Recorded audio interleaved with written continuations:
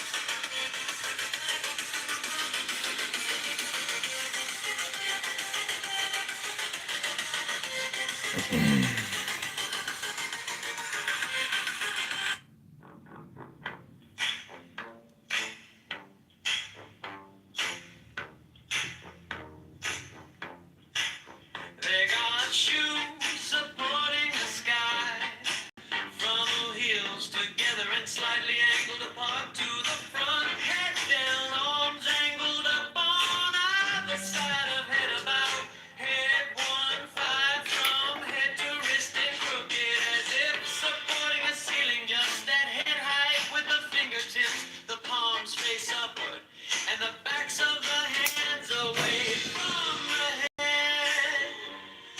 Thumbs close the side of palms, fingers straight and together.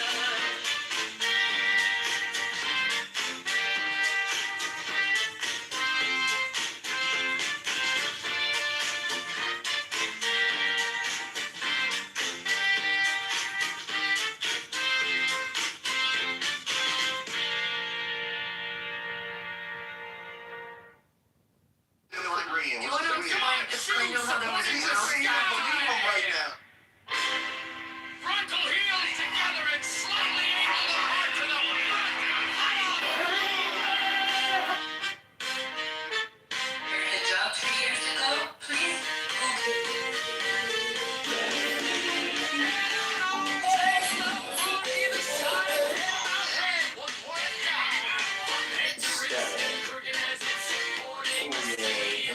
Anti-mind.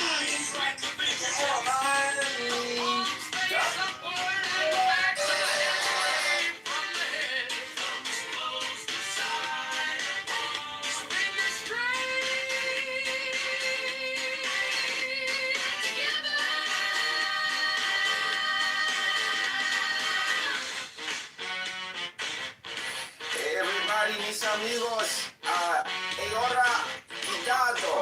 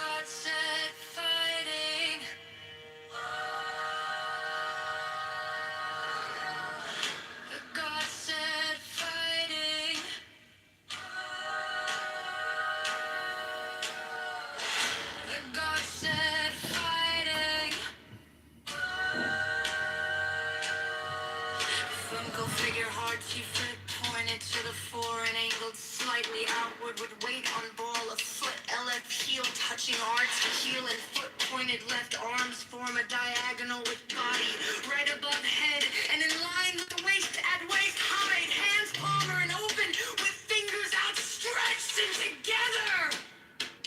Head erect.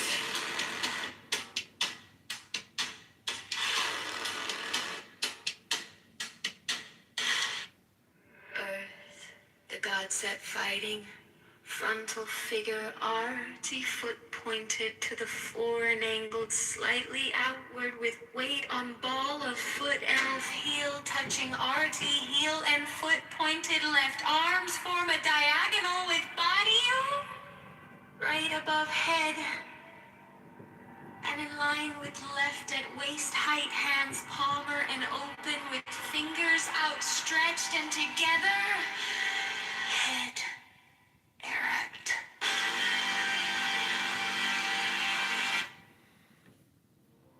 Into my loneliness comes the sound of a flute in dim groves that haunt the uttermost hills. Even from the brave river they reach to the edge of the wilderness, and I behold Pan. The snows are eternal above,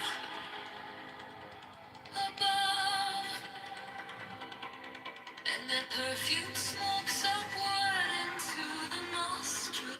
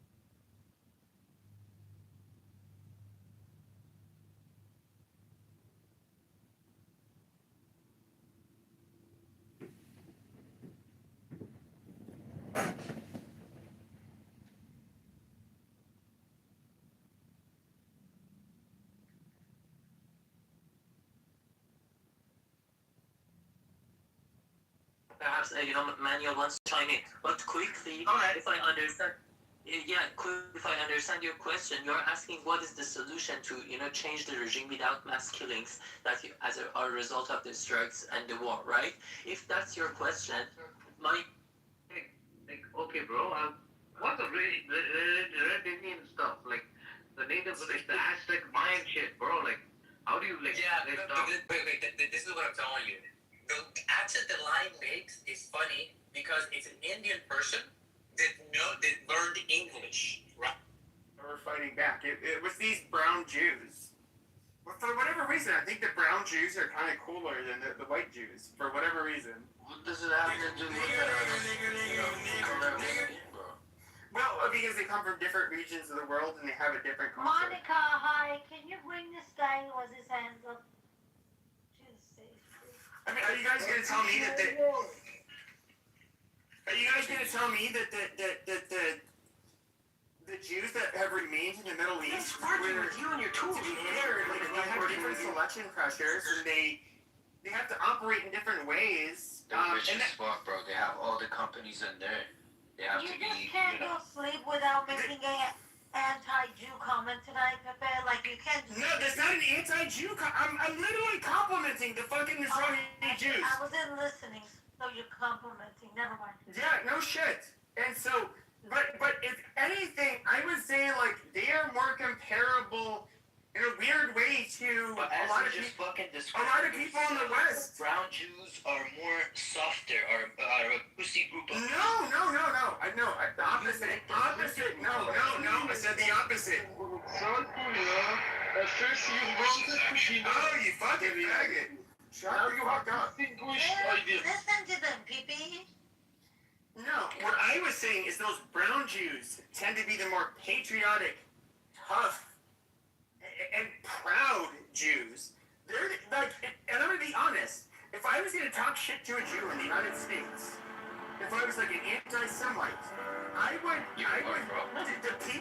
the brown Jews would be the ones, would be the ones that I think, like in other words, the Pepe, you know Mizrahi Jews in what? I'm particular, gonna they would be the ones more Pepe, likely to kick my no. ass. I'm going to introduce you to my relatives that are in the U.S. Army, and they're not from Mizrahi countries, and they're badass, and they're in the U.S. military. So, as well as past family members that were in the U.S. military. Like, I don't buy it, but I think you just, But let me guess. Persian Jews in LA, the community, very, very patriotic. The ones that live in my city, very patriotic, but I don't see the way to distinguish. I absolutely do. So I would say, I'll just use the term Ashkenazi Jews. So like Italians and like the Irish, they had rough and tumble upbringings.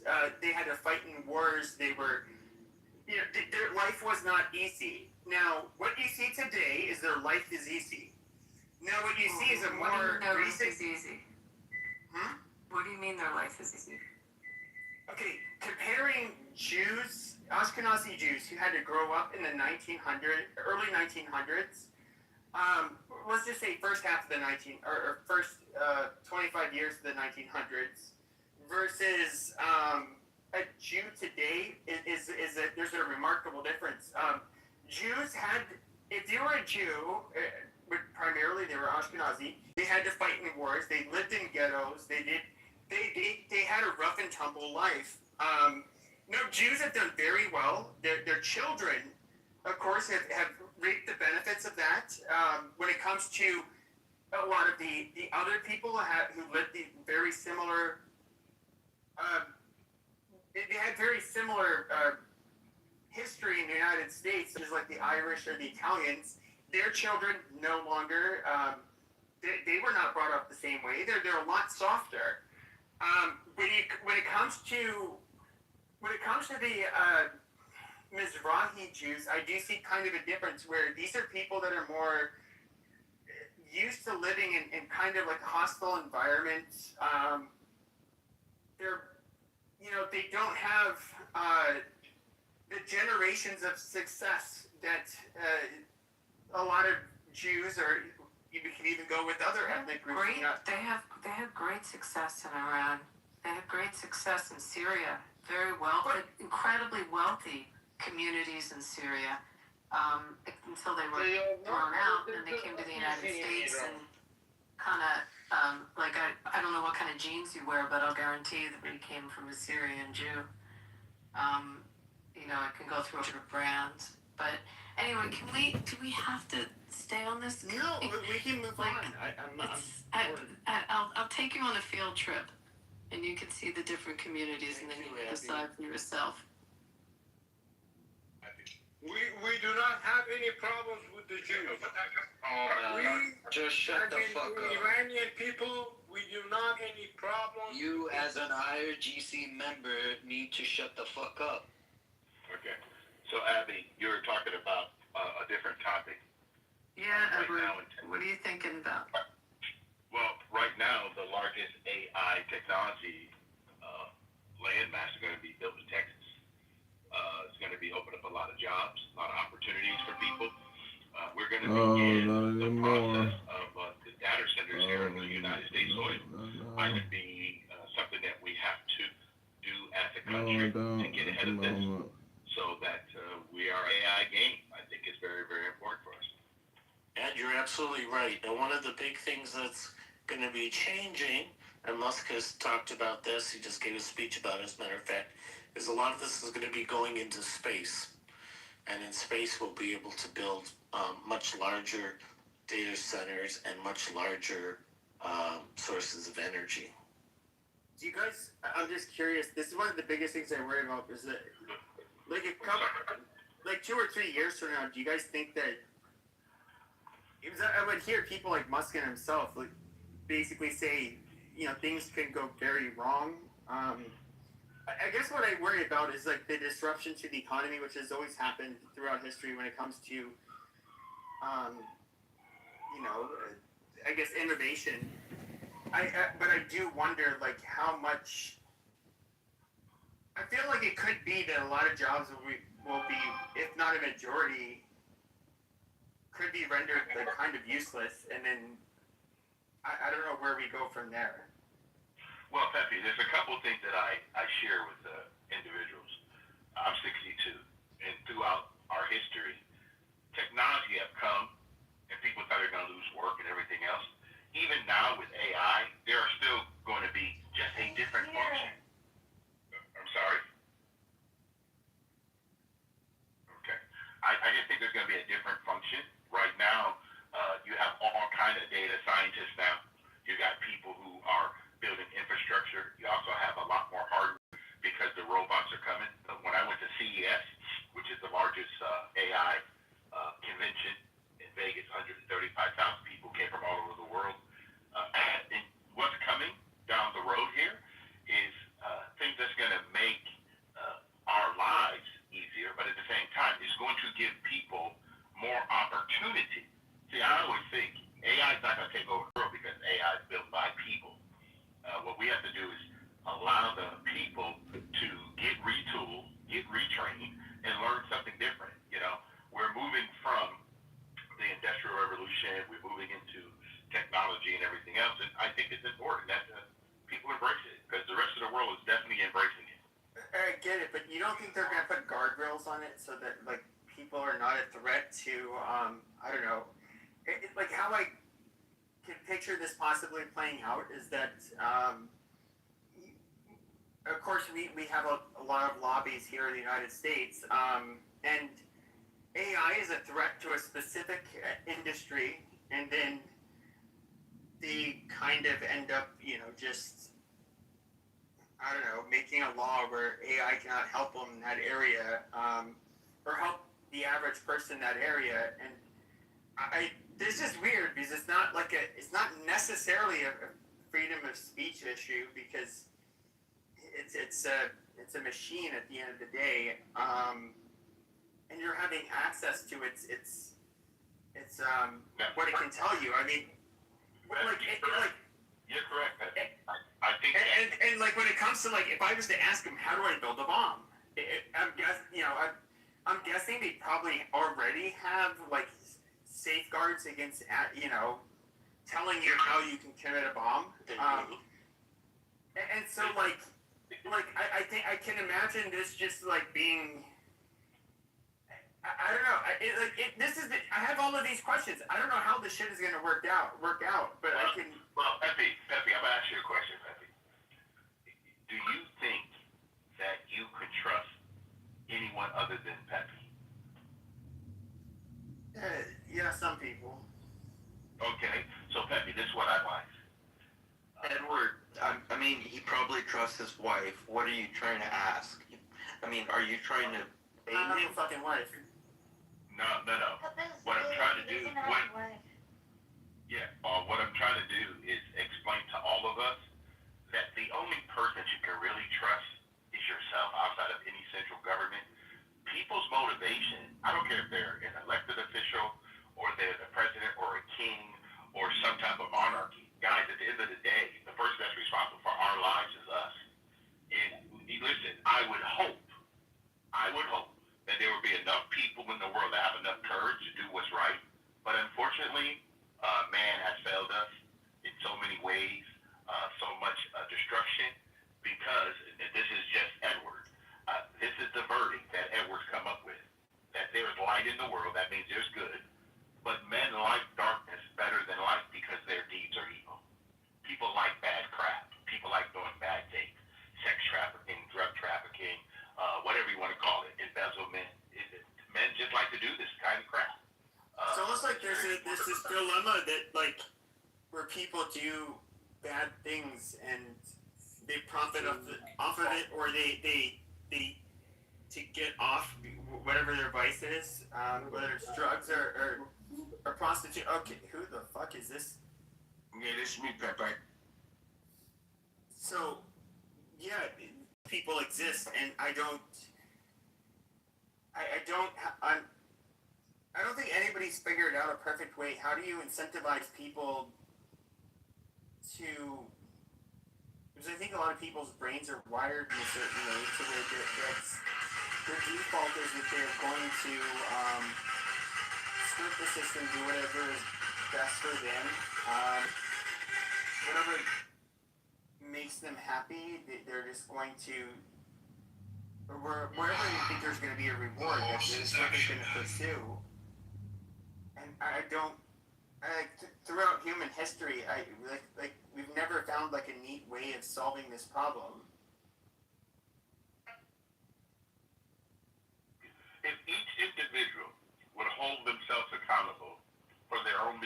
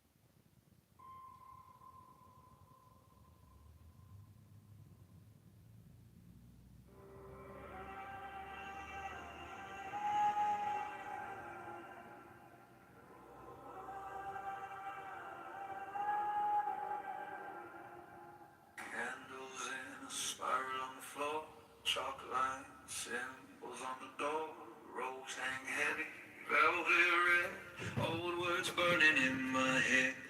Silver smoke crawling on my skin, hear them whisper, let us in. Black moon hanging, hardly moves, every shadow starts to move. You got me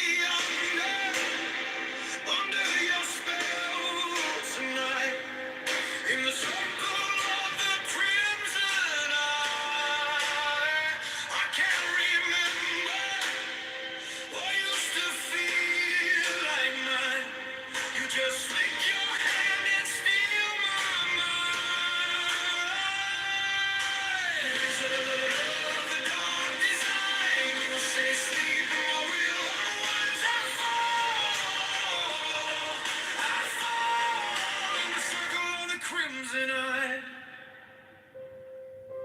Cards cut clean from a crooked deck. Gold rings cold on the back of my neck. Clock hand spinning, time runs thin. Your voice curls like a serpentine. You say my name and the walls all bare. Truth and terror start to blare. Thoughts like marionette strings. You tug once and my body sings. You got me under your spell tonight, in the circle of the crimson eye. I can't remember what used to feel like mine. You just take your hand and steal wizard of the dark design. You say sleep, and I will always fall. The crimson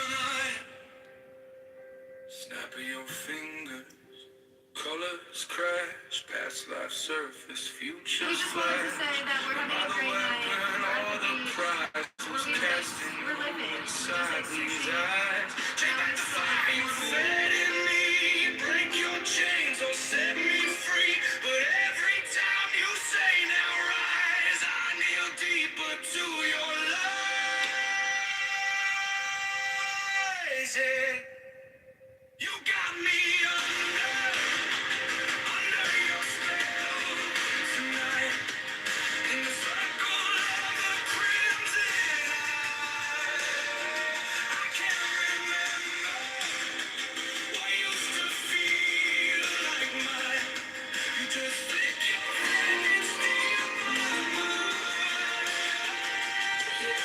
Wizard of the dark design, stay asleep in my wheel of words. I fall in the circle of the crimson eye.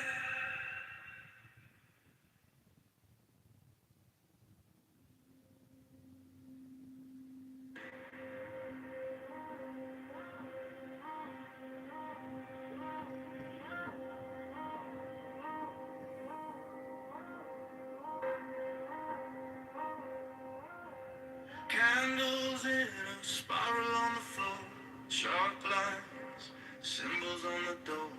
Rose hang heavy, velvet red, old words burning in my head. Silver smoke crawling up my skin. Hear them whisper, let us in. Black moon hanging, hardly moves. Every shadow starts to move. You got me under your spell tonight. In the circle of the crimson night. I can't remember what used to feel like mine. You just stick your hand and steal my mind. Wizard of the dark design. Stay asleep in my will unwinds. I fall in the circle of the crimson night.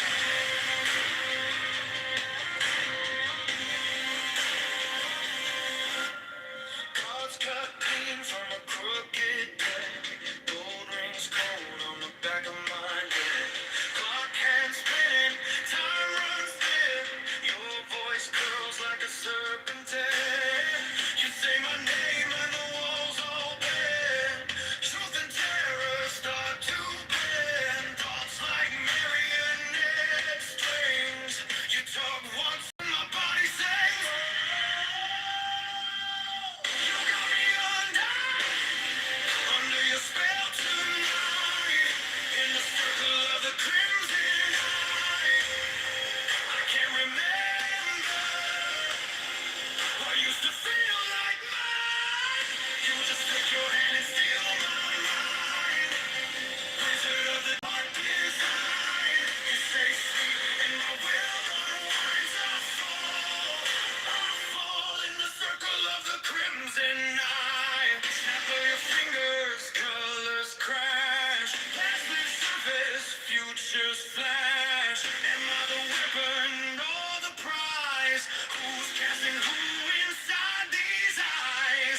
Take back the fire you fed in me.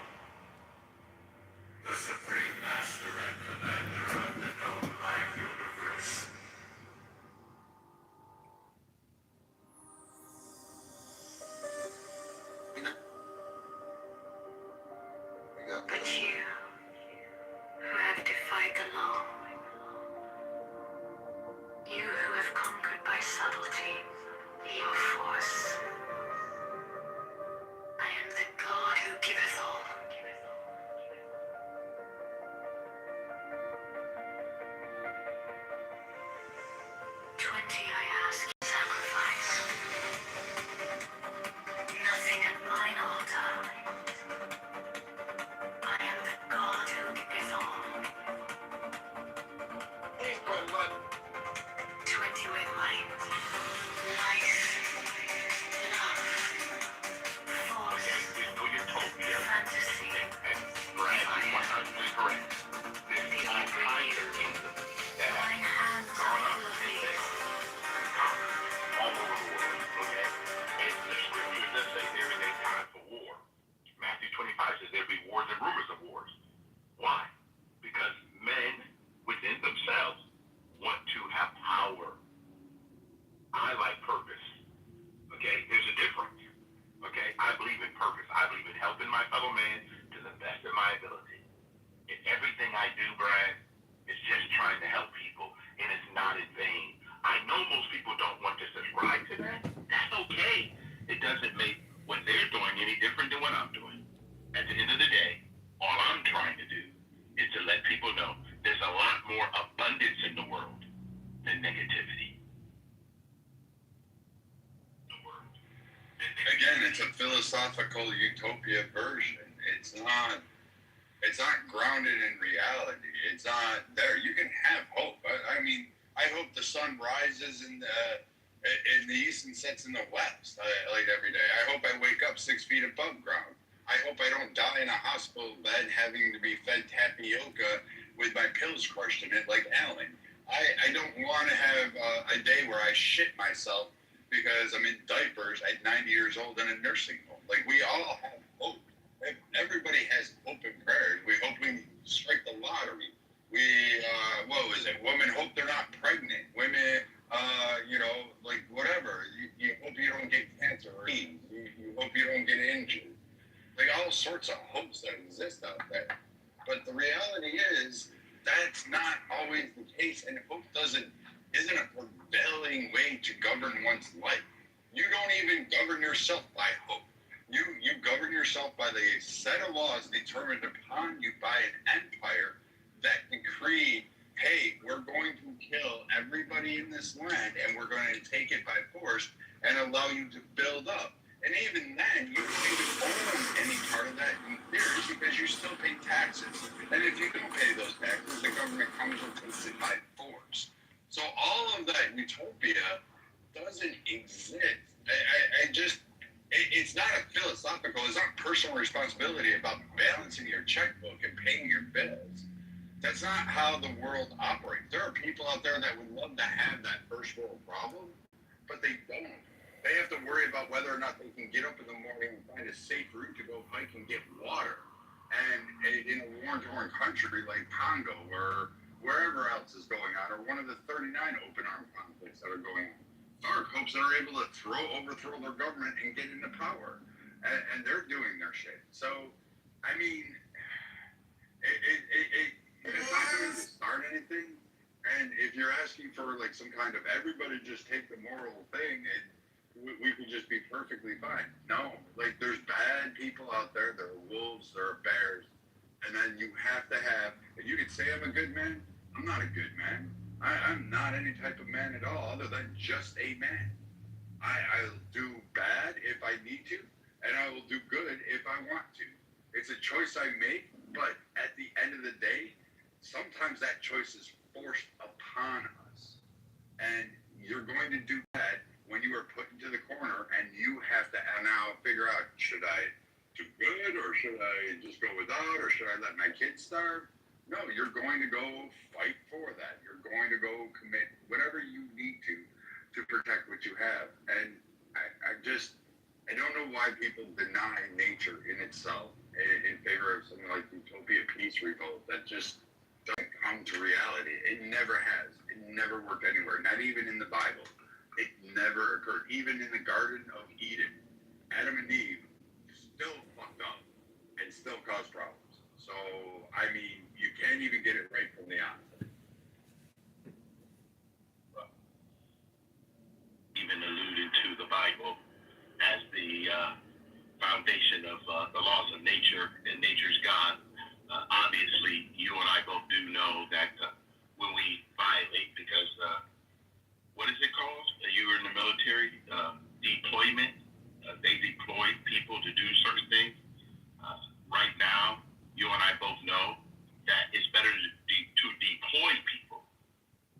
and you're correct. There's conflict going all over the world. But is it the people that's causing the conflicts or their governments? It's still people. But we got a lot. Depends on, like you said, depends on the country. Yes, it depends on the country. But again, if we the people in the United States, which we supposed to hold true to be self-evident, if we rely more on the people of the United States, then our elected officials would actually be more beholden to the people. But because the people have decided, Brad, not to take their own responsibility seriously, they're leaving it to someone else that they never met and don't really care about them at all. That's the lobbyists. That's big pharma. That's all the things that we always talk about. But in reality, if anybody's going to take care of your house, and I know, Brad, you're pretty good at taking care of your house, take care of your family. You know why? Because that's what Brad does. So, Brad, when we talk about responsibility, there's no utopia. No one talks about that. There's pain everywhere, man. You and I both know that. I bury people every day. So I know. And some of them did naturals. Some of them OD, some of them got murdered, homicide, all kinds of crap. I just buried a man and his two boys died in a car accident. I live in the real war, guys.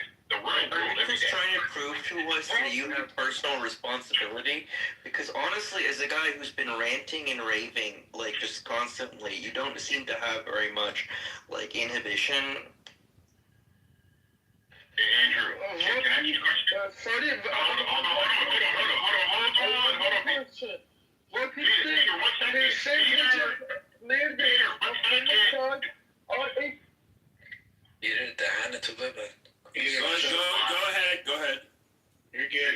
So Andrew, I just want to know, do you have any discipline on the mic at all? I would have more discipline than the woman whose face I just took a shit on. You're so interesting. Okay, The Andrew. woman in your profile picture. Okay, I moved him to the audience just because. Wait, what did he say right now? The woman, he has more. I'm so sorry, Edward, that you said that. Edward, I'm so sorry. Did he say like, It was awful.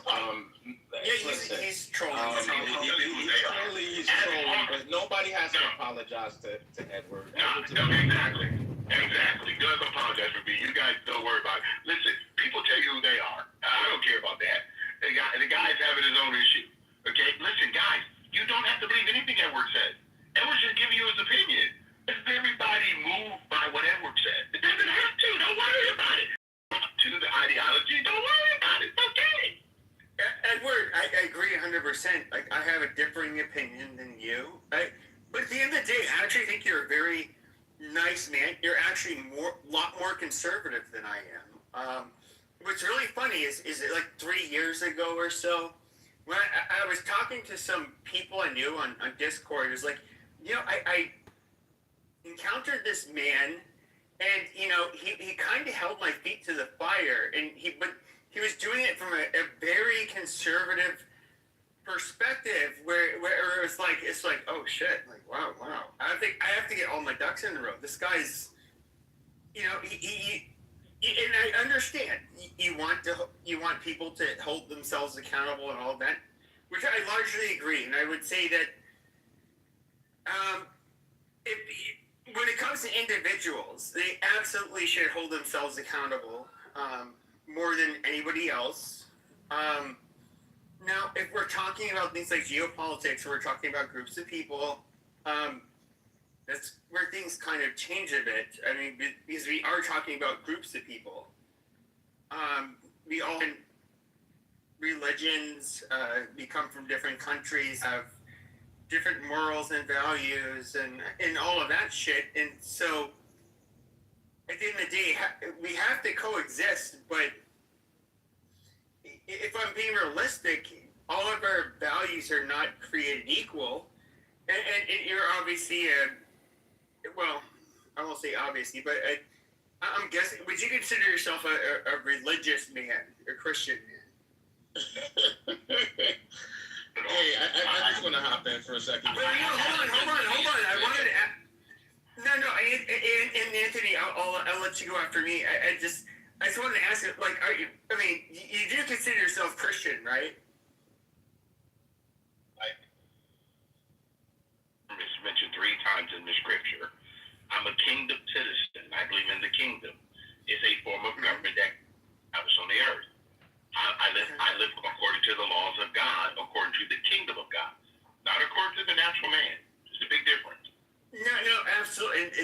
obviously where there's like a fundamental difference between us, and I get it and I respect it, and that's fine. It's go ahead, Anthony. Yeah, I appreciate it. So, a lot of us have been on this app for a number of years, and it's been a while since I've seen Edward in any spaces, and I'm happy to see him. And I genuinely like Edward. He's a good guy. He means well. The issue that like I've had in the past with Edward is my humble opinion, right? He comes across a little preachy. Like, listen, I everybody's entitled to opinion and their worldview. God bless them. The more I learn, the more I realize I know nothing. That's pretty much my perspective. I'm not. I don't feel compelled to impart my religious worldview on anybody. I'm not saying that that's the right way to be or the only way to be or the best way to be. I'm just speaking from my perspective. I don't know how conversation developed. I wasn't, honestly, I've been trying to figure it out and I'm not latching on to him. But, that's my little contribution. I don't know if it's germane to the topic at hand or not, but, that's been my thing with Edward. Good guy, but a little preachy, my humble opinion. The good part about life is you don't have to be Edward. You can be Anthony. That's the beauty. It's so funny that I come on Clubhouse. And Anthony, correct me if I'm wrong. Do you think people are here preaching their ideology, all kinds of different things? I think everybody's preaching, man. I think everybody's trying to tell you what they believe and why they believe it. That's why we have gender rooms. That's why we have race rooms. That's why we have all kinds of stuff going on. You know why? This is what people do. So if one guy comes and says this is ideology, what we decide to do is say, hey, I'm going to ask you, Anthony, and just correct me if I'm wrong. How many times have you said that to men who do not get involved with the women that they have children with? So, okay, so this is a great point. This is a really, really good point, right? When I make the point about out of wedlock births, and this is typically, I'm not really getting on the men, I'm really getting on the women. I'm talking to a specific group of people that are pretending that they're looking for solutions. So I'm offering solutions to people that are looking for solutions. And I'm interested in seeing their reactions to my perceived solutions.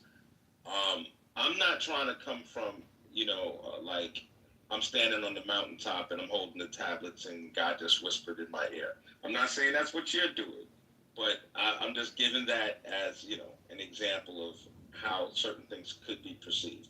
So I think there's a subtle difference between someone saying, listen, I don't know jack shit, but this is how I feel about it, and someone that comes across as,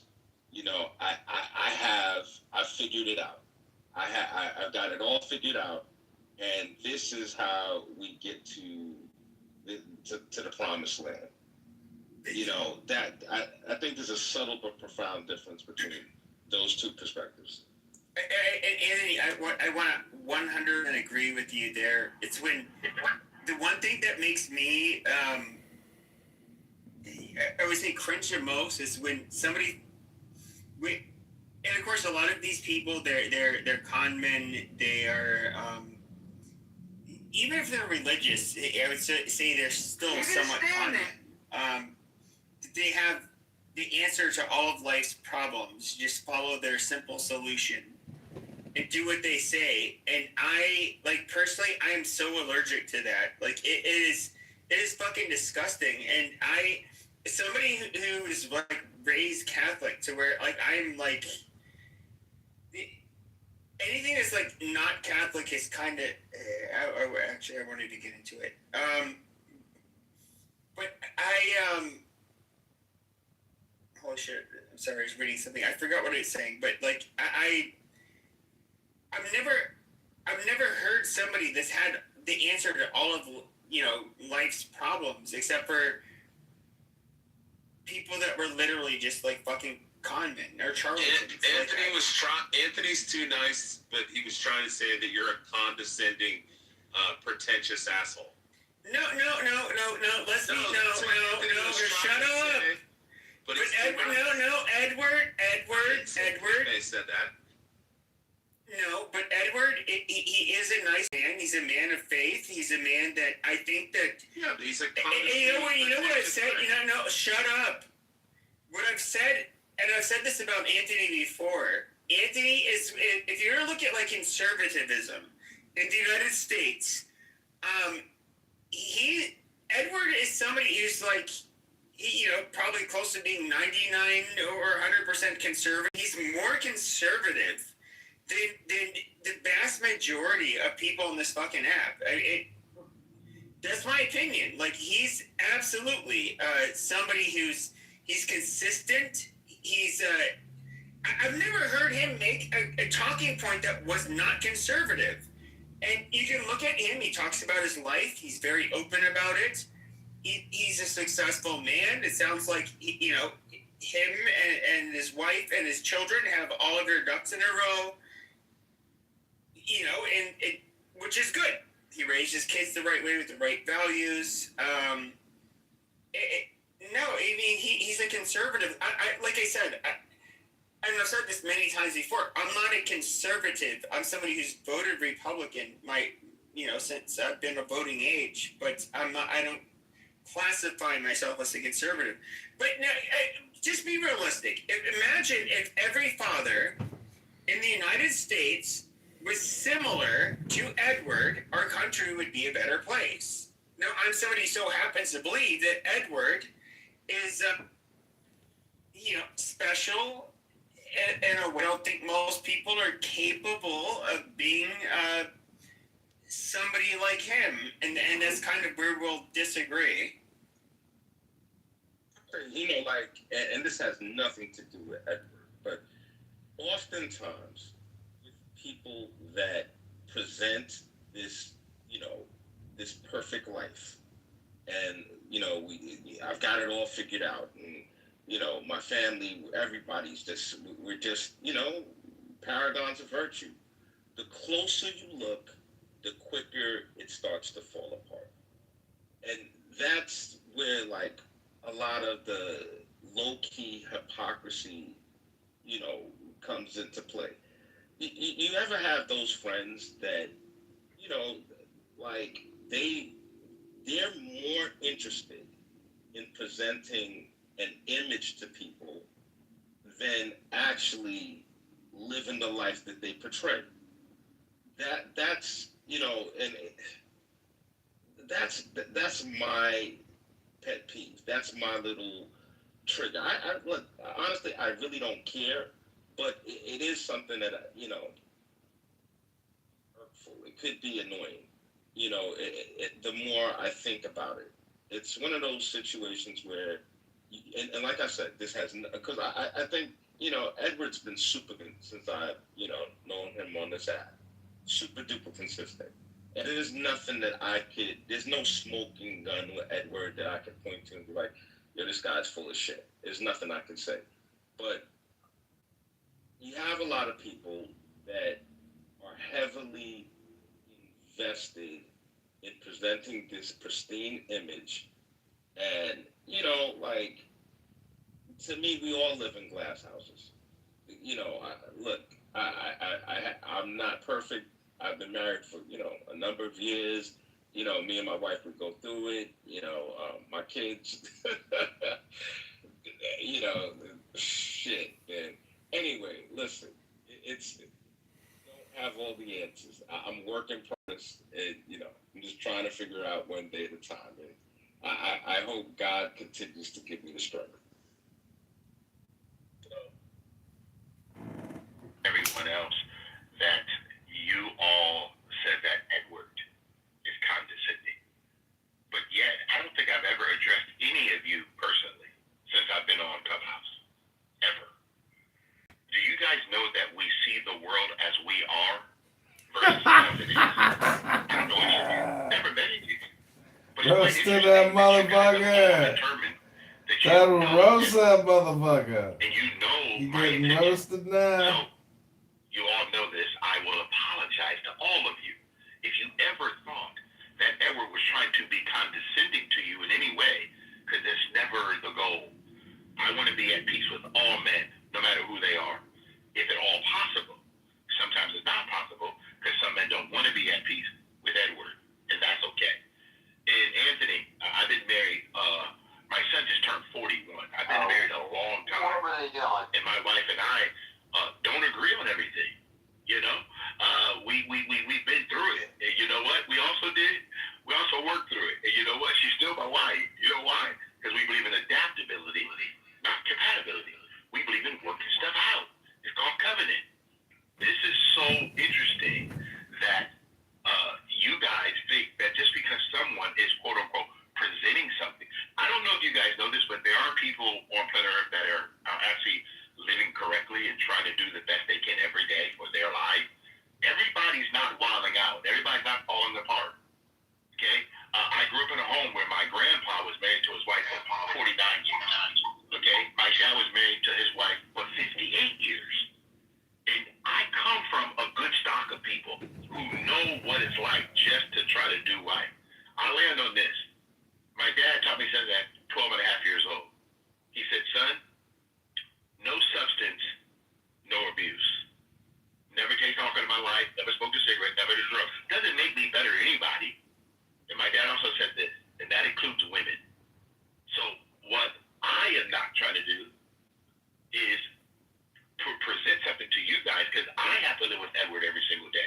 You guys don't get to do that. And every problem that Edward's ever had is the ones he caused in his own life. So you guys know what I look at sin as? S-I-N, self-inflicted nonsense. Every time Edward had a problem, he self-inflicted himself. I'm not blaming anybody else for anything that Edward's ever done wrong.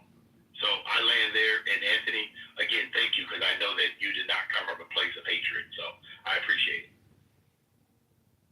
Thank you for taking that in the spirit that it was meant for. You know, like I said, I'm happy to see those things. Listen, y'all, as far as the question of the room, is this war necessary? I'm going to go out on a limb and say, yeah. I know there's definitely people that don't agree with that concept, but I think that I think that when all is said and done, we are going to have a favorable outcome from the situation. I think it's going to be better than the way we found it. It's going to be better than, you know, the alternative, which is to not go to war. That's my take on it. And I understand the pushback, but, you know, my humble opinion.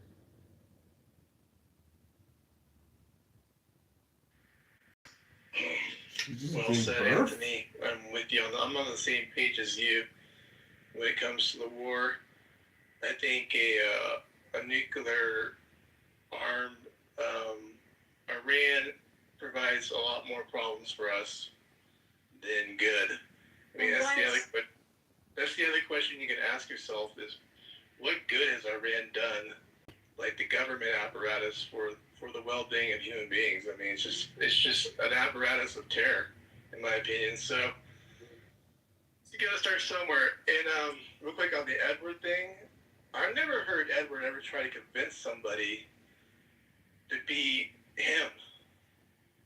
I've only heard him say, I have these questions, feel free to answer them or not, and move along.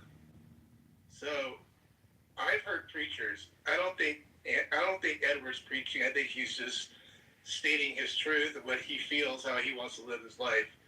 And I think a lot of people don't do that. I think it's for to us. So it seems like Edward's like preaching to us or lecturing us. So just wanted to throw my 2 cents in there on Edward. So Matt, you know, I go into certain corners of Clubhouse. Just real quick, Edward, and I want you to respond to this as well. It's going to tie in what Matt just said. So Matt, you know, I'm in sorts of corners on Clubhouse, And I'm in some spaces where, you know, it gets really, really rowdy and really, really crazy and really, really buck wild. And Edward came into that space and started preaching. Well, not preaching. He started being Edward. Eventually, you know, it pained me to see it happen. Eventually, they kicked him out the room. I don't know if he remembers this, but yeah, it's like he was in like, you know, it's not Sodom and Gomorrah because it's not alphabet people, but it's just one of those rooms where, you know, everything goes. You know, it's not a safe space, and you know Edward came in and, you know, was trying to, I guess, be that ray of light, and you know it wasn't the group for that. He got drop kicked out of the room. So it's that's kind of one of my lasting memories of Edward. And real quick, in that spirit, I remember that space. Anthony. But you know the funny thing, Anthony, is you said this is a room that everything goes, except someone trying to be reasonable. It's kind of funny. The irony of that, right, Edward? Go figure, right? And by the way, I've seen you kick down plenty of times, so that would be my first rodeo on that front. So carry on, Edward. Go ahead. Correct me, because guys, I don't mind growing. I'm 62. I don't know everything. But KK, she's correct. I always try to come and ask a question. I want to lead with a question. And I do have certain ideologies that I stand by. That's all. But other than that, I think we all have BS. And what I mean by BS, guys, so you guys know it, I call it belief system. We all have our own belief systems that we subscribe to no matter what they are. But why would I not stand on my own belief system and you guys just get to hear a man in contemporary time just telling you what he believes? That's all. Well, Mr. Edward, what I've always experienced with you for the past probably 4+ years is you lead with a question, not for yourself. You lead with a question to gain insight to the person you're trying to engage with. And then you shift to determine what type of conversation you can have with this person to make it authentic, right? And that's why I couldn't come up and talk at the time. It's irritating when people say, "Oh, he's trying to say he's perfect." He's never said he's perfect. If anything, he's always said, "I'm a man of God. I am fallible. We all are fallible," and to give grace to ourselves and grace to each other. But if it's like, "Oh, he's trying to say he's perfect," well, that says more about you than him. Then are you recognizing that maybe you are not to a standard, and you recognize that this man is to a standard? But like, he has not changed. He always asks a question, not for himself, but to learn and to be able to have a great engagement with the other person. And I think we all can take a lesson from that. But I totally felt like Sarah when I blocked that guy. I'm like, "I'm going to block you." And I'm like, "Oh my God, I sound like Sarah."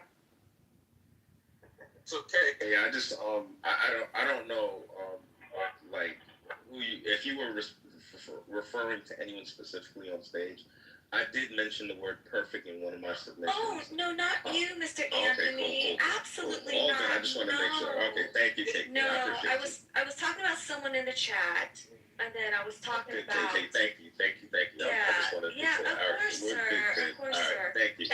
I appreciate that you can ask me that. Anthony, you knew my shot wasn't at you either, right? I just want to make sure. Yes. It was more of a general thing. Yeah, Matt. No, Matt, come on. Where's Matt? You're my brother. Yeah, Matt, I can't thank you enough. And I'm just going to say it right now, right here. Matt, you hold me down so much in the chat in so many rooms, bro. Yo, you're my partner in crime, bro. We got it. Yo, you know how many times it's just me and you against the whole room, bro? It's crazy. For hours, too, by the way. Not just 20 minutes, 10 minutes. It's just constant. Yep. Anthony, I got you, bro. You're so patient in those rooms. I don't know how you stay that long. I'm like 3 minutes in, and I'm like, "Oh my God, I can't."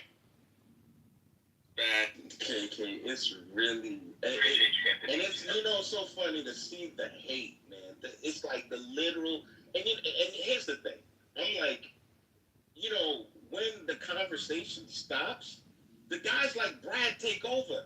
You don't want the guys like Brad taking over. Oh That's what no. happens when the conversation stops. Those guys get on your ass. And you got these cats that think, well, we're ready for whatever. You don't want those guys. Those are nightmares. You're not ready for that. It's like, please, let's keep the conversation Yeah, flowing. we had a couple nightmares tonight in this room with the bike. Yeah, I will always Edward, what are the 4 R's? Oh, that's right, Beaver. I get it for you. 1 second. Now you just threw me off. Give me I always defend big, beautiful ladies against Brad. So. Thank you for defending me, Necro. Do you like them plump? Are you a plump and dumper, Necro? Absolutely. Did you like that, Beaver? I did. That's my boy. Plump and dumper. Hey, quick question to the room. I just need just a yes or no if you think this is a fair question. Was the U.S.'s attack on Iran in 2026 necessary to keep the U.S. safe from an imminent threat from Iran? Would you agree that that's a fair question? Is it phrased? Is it not? Is it loaded? If I wanted to find a determination, is that a good question to ask? So Definitely one loaded. word. Because imminent is subjective. Yeah, exactly. That was my point. That's going to be the key word. That is going to be subjective, because that's the issue. Beaver, I meant to change the poll. Sorry, my bad.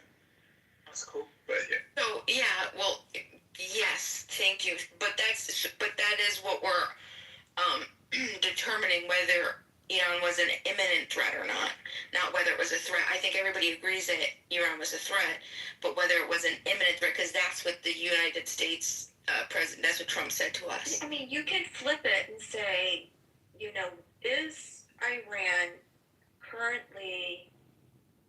I just thought about it. Sorry, I had a glass of Pinot Noir to write down. Hold on. I mean, you could whittle it down to, does Iran have their finger on the button to fire the nuke? That's imminent. Or are they close enough to developing a nuclear weapon in a few months? Like, to me, that's... Yes. I could argue that's imminent. I mean, Yes. It's just... Is Iran a threat to the U.S. today? And KK, by the way, and I mentioned this earlier, I don't know if I'm repeating myself, I don't know, it was like 2 days ago. Iran doesn't need to use nukes on neighboring countries or the U.S. or, the great Satans of the world, as they say. They could just use the nuke as a hostage leverage, you know what I mean? For the Strait of Hormuz, they could just own that because they have a nuke, you know what I mean? So it's not like they have to eat a nuke. You got that, right? I think you've heard that with me. Yes, and that's the issue, is the threat and then the lack of accountability with the IAEA, which they're supposed to have access to. That was agreed upon how many decades ago? So they're playing that game. Well, you can't, because I have something. So when is that something actually going to come to fruition?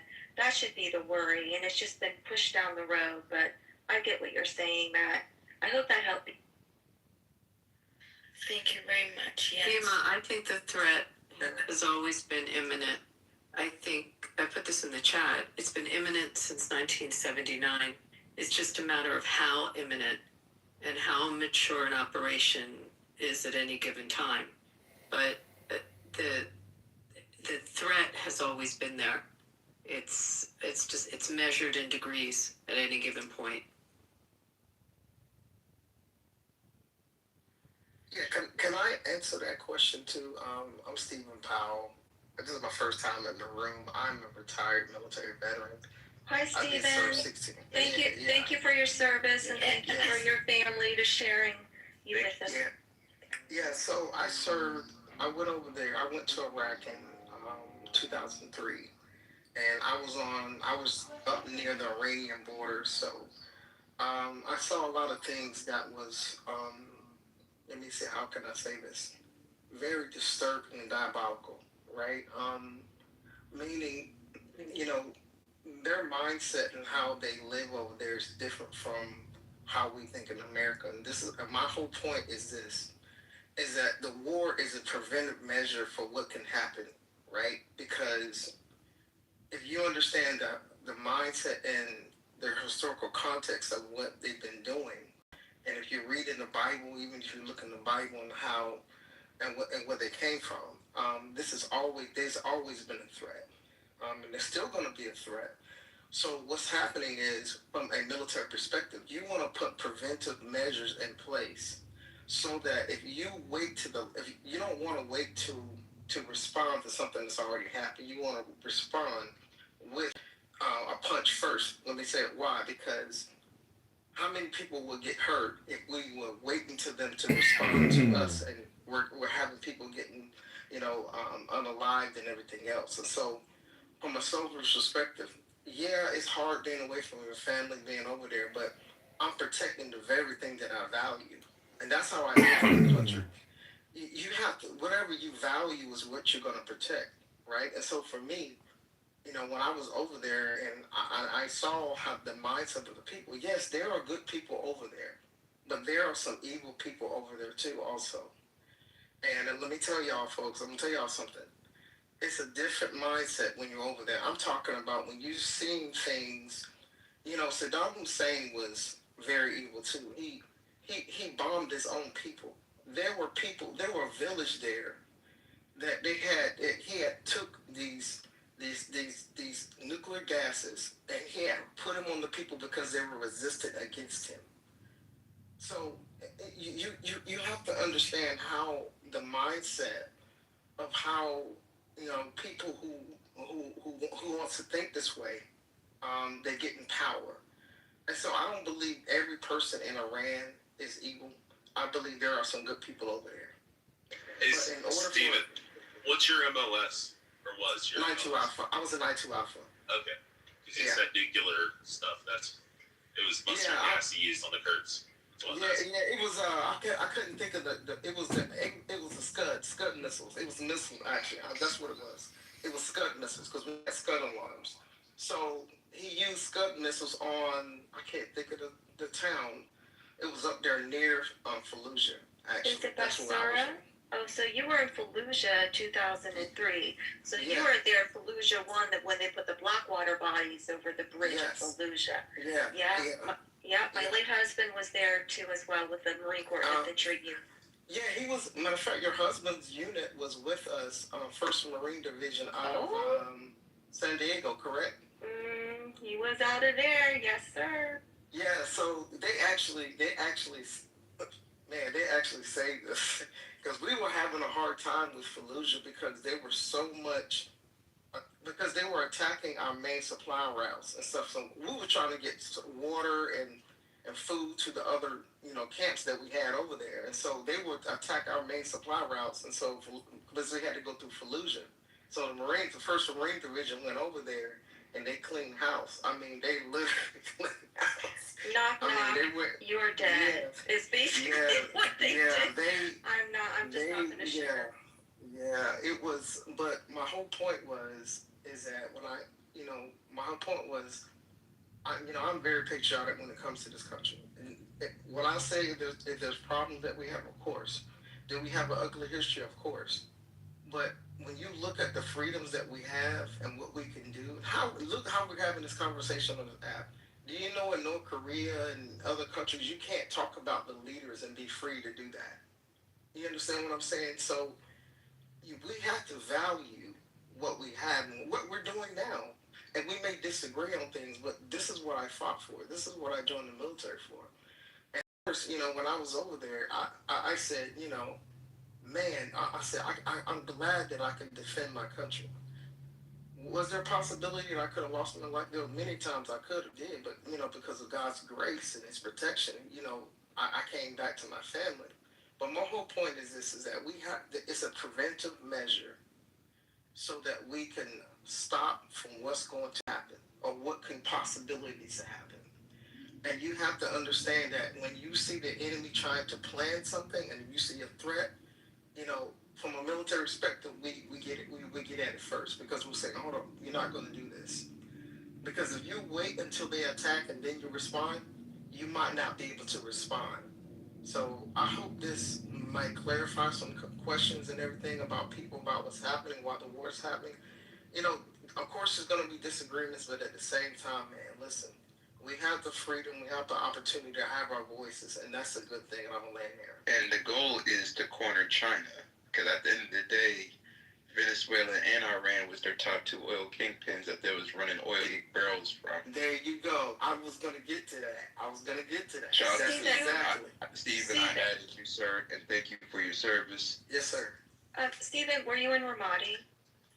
I was near Ramadi, so I was. It was an airfield up near Al Takata. It was called Al Takata Airfield. Yeah, it's still in Al Anbar, right? Yeah. Okay.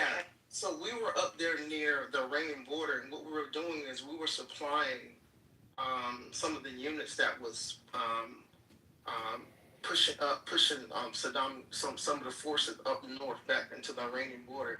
It was a very difficult situation that we were in because we had to supply all the infantry units and all the light infantry units because I was with the 82nd Airborne Division when I was over there. Good to go. So we were. Yeah. So we replaced 3rd ID. When 3rd ID went over there, 82nd Airborne Division came over there and we replaced them. And so we were in Balao. I think we were in Fallujah. We were in what other parts we were in, but we were servicing all those infantry units and stuff. We were supplying them. Plus, we were helping out special forces. So. Al-Qaim. Yeah, Stephen. I always ask that question. Just a second. Oh, sorry. Sorry, Sunset. I'll give it to you in just a moment. There goes the Sunset. Yes, I'm sorry, guys. I just want to make this point. Maybe a lot of people may not understand, but anyone that's served in the area or whose family is served in the area will understand why we have more of a disdain for terrorist groups and the countries that fuel these terrorist groups by proxy than anything. So Stephen was up there along the Iranian border. Why? Because you wanted to shut that actual flow of terrorists coming in that aren't even Iraqi, right? So then also when it comes to not just Iran, but then also Syria, that was an infantry battalion's whole job is to hold that line of Syria, not let the Syrians to come in to make it more of a clusterfuck than it already was. So it wasn't to battle the actual Iraqis all the time. It was always to battle people that actually wanted to benefit from the Iraqi community, country, to the detriment of the actual Iraqi people. They would come in, they would slaughter, they would use their women as children as shields, they would use their mosque, hospitals, and school kids or schools to harbor all their munitions, their terrorists and everything. So it's sometimes people don't understand, like, well, Hamas is nothing, Hezbollah is nothing, No, those are the ones that they pop around that whole Middle East that causes more harm than any other country, just one military group. So when you were talking about that, Stephen, I'm like, yeah, you guys did it along the Iranian border. Then 2 years later, it was along the Syrian border. So they had to go all along the Syrian border. They did a 9-city sweep, nonstop, of clearing out, knock, knock, get all the bad guys out, you bad, you dead, go on to the next one, separate the women and children to find out who are the friendlies and who are not. So I think people don't understand the gravity of why there's a disdain for them and why a lot of military families can't stand Iran for harboring and letting those groups, those terrorist groups, come in and ruin their country, but also other countries in the area. Go ahead, Sean. Oh no, I was just gonna say when I was asking him his MOS, this is because last time we had a guy come up here and I asked what his class was in the Navy, and he come to find out he was a chow hall cook on a ship. He was telling us how World War III was going to play out. So I always ask everybody some of us. Oh, no. I have a question, Stephen. Yeah. Stephen, I have a quick question for you. Because I was over in Israel when those Scuds were being shot. I was visiting, and I remember seeing the Patriot operators that were over there. Who is that Army that was operating the Patriot, or were the Marines doing that as well? So in the Army, the Army usually has we have what's called an 88 air defense system, right? And so these Patriot missiles, I used to be in a unit that used to order these missiles, right? All these radar units. So you have a radar unit that identifies any type of Scud missiles or any missile that's coming towards, where the United States might be camped at or where we might be serving at, right? So these missiles, matter of fact, they have them in Korea right now. So if a missile goes up in the air, it's going to automatically identify it, and then they're going to automatically be able to shoot a missile to deflect that missile from coming over. So that's called air defense. And you have to, the thing about the air defense is, they can see those missiles coming. And that's and the reason why they were over in Israel, because the reason why they had them over there is because they can intercept those Scud missiles from either hitting the target. That's why that was the first of the, that was the beginning, the birth of it. But it was weird because, I was over visiting, and I remember something very distinctive that now you don't see, but when you had to go into a shelter, they had gas masks because of the fear of what was in those Scuds. And they actually had, I don't know about the accuracy, but they hit a very wealthy suburban town where the defense minister lived in a really nice neighborhood, and they hit a home right near his home. It was interesting what they were aiming for. But for some reason, there was something with those missiles back then that had an agent in them, or a fear of a chemical agent. Yes. Do you know what I'm talking Yes, about? That's what was they were that? trying to do right then. It's a nerve agent. It's a nerve agent. Yeah, it was a nerve agent. And this is what Saddam did. Actually, I can't think of the town right now that we went to. I'll find it later. I have to ask my buddy. But we went there, and this is from '91 when he had sent those Scud missiles and hit that town, and the people were showing us where they had burn marks from where the nerve agent had hit them. So you have to understand how, when they're looking at Americans, a lot of these terrorist groups, they look at us as if they can unalign one of us, they got it's like a trophy to them because of what they believe. They are very radical when it comes to what they believe, right? You have a lot of the stuff that's happening over is because of this war of the Sunnis and Shiites, right? These are two Muslim groups that are fighting for power, and this has been going on in the Middle East for so long. And so this is why you have so many people, so many wars that happen over there, because somebody needs to be in power. They want to control everything. So my whole point is that when I went over there and we saw these things, number one, it makes you grateful for what you have in America and why you're over there. Number two, you want to protect. Because I got children. I want my children to be raised. I don't want my children to be unaligned because we're not protecting our country. And so this gives me the passion to say, hey, look, yes, we can have compassion on other countries that don't have the same thing. But I believe also that you have to have standards and borders, and you have to have things so that we can protect what we have. If we don't protect the value of what we have in America, then it won't be America anymore. And in my opinion, this is why I don't believe in open borders. I don't believe in things like that, because you're taking the value of what is country, and it's being devalued by allowing other people to bring cultures and mindsets that's going against the American culture and saying, well, this is America now. No, this is not how we operate. You know what I'm saying? So I'm going to land there. Sean, did you want to chime in? Sorry, we were a little bit long, Sean. Damn, I didn't. And thank you for allowing me to share. I appreciate y'all. Thank you. Oh no, thanks for sharing, Steven. What the hell was I about to say? We were talking about border, Iran. Is there an imminent threat? Bima asked a question. It was definitely an imminent threat. Threatening the petrodollar. Anybody that threatens the situation of that needs to be eliminated immediately. Indefinitely. Okay, I like it. Hey, brother.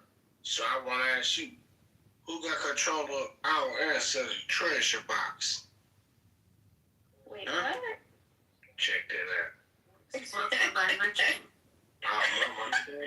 I'm sorry. I don't know, man. The goal is to corner China. Because at the end of the day, the ultimate showdown is when they try to take Taiwan. They need to make sure that Korea and Japan. May I finish? When it comes to Korea and Japan, we need to make sure that they have enough weapons. Japan has bought $60 billion in weapons. And Takaichi last year scaled up $250 billion in defense. You have Korea that's literally both quality and quantity when it comes to the situation of military production. Korean defense stocks has been up 192% since last year. So once the ultimate showdown happens, then we can see essentially a complete boom, industrial boom. And you have $18 trillion that Donald Trump has essentially then raised from both CapEx, foreign direct investment, and trade deals on military production. Respectfully, President Trump needs to scale the defense budget from $1 trillion to $3 trillion by the end of his term. Over the edge, bro. Damn, man. Yeah, man, keep talking. Nigga, you trying to put us up in some shit that we ain't gotta be. Nigga, when the last. Who speaks, John? Dude. Okay, my bad, bro. All this drunk ass Batman. At least he apologizes. Let's give him that. Keep going, Sean. Like I He's said, just excited. Man. When it comes to this situation, you're still talking. Dear Christ. Like I said, when it comes to that situation, military defense needs to go to $1 trillion to $3 trillion by 2028. Scenarios when it comes to China, we destroy any capabilities of Iran getting a nuke, and need to be able to make sure that we can keep on competing in space. Because most of the situation that we see in Iran has been done on what? The air, the space, different altitude, photonics, military robotics, defense systems. Essentially, we need to put that brown noise where anyone tries to come into scenarios of certain protected zones, they need to be bleeding from their ears. Like how in Venezuela, how literally the security guard said, shit, I want to fuck with the United States. And now it's because of what? That machine then turned literally their stomach inside out, bleeding from the nose, shitting their pants, and literally destabilizing them without essentially dropping a bomb on them. Damn, you getting dirty. Because at the end of the day, when it comes to military defense, nobody can't really out-thug us. Nobody can't really bang with us.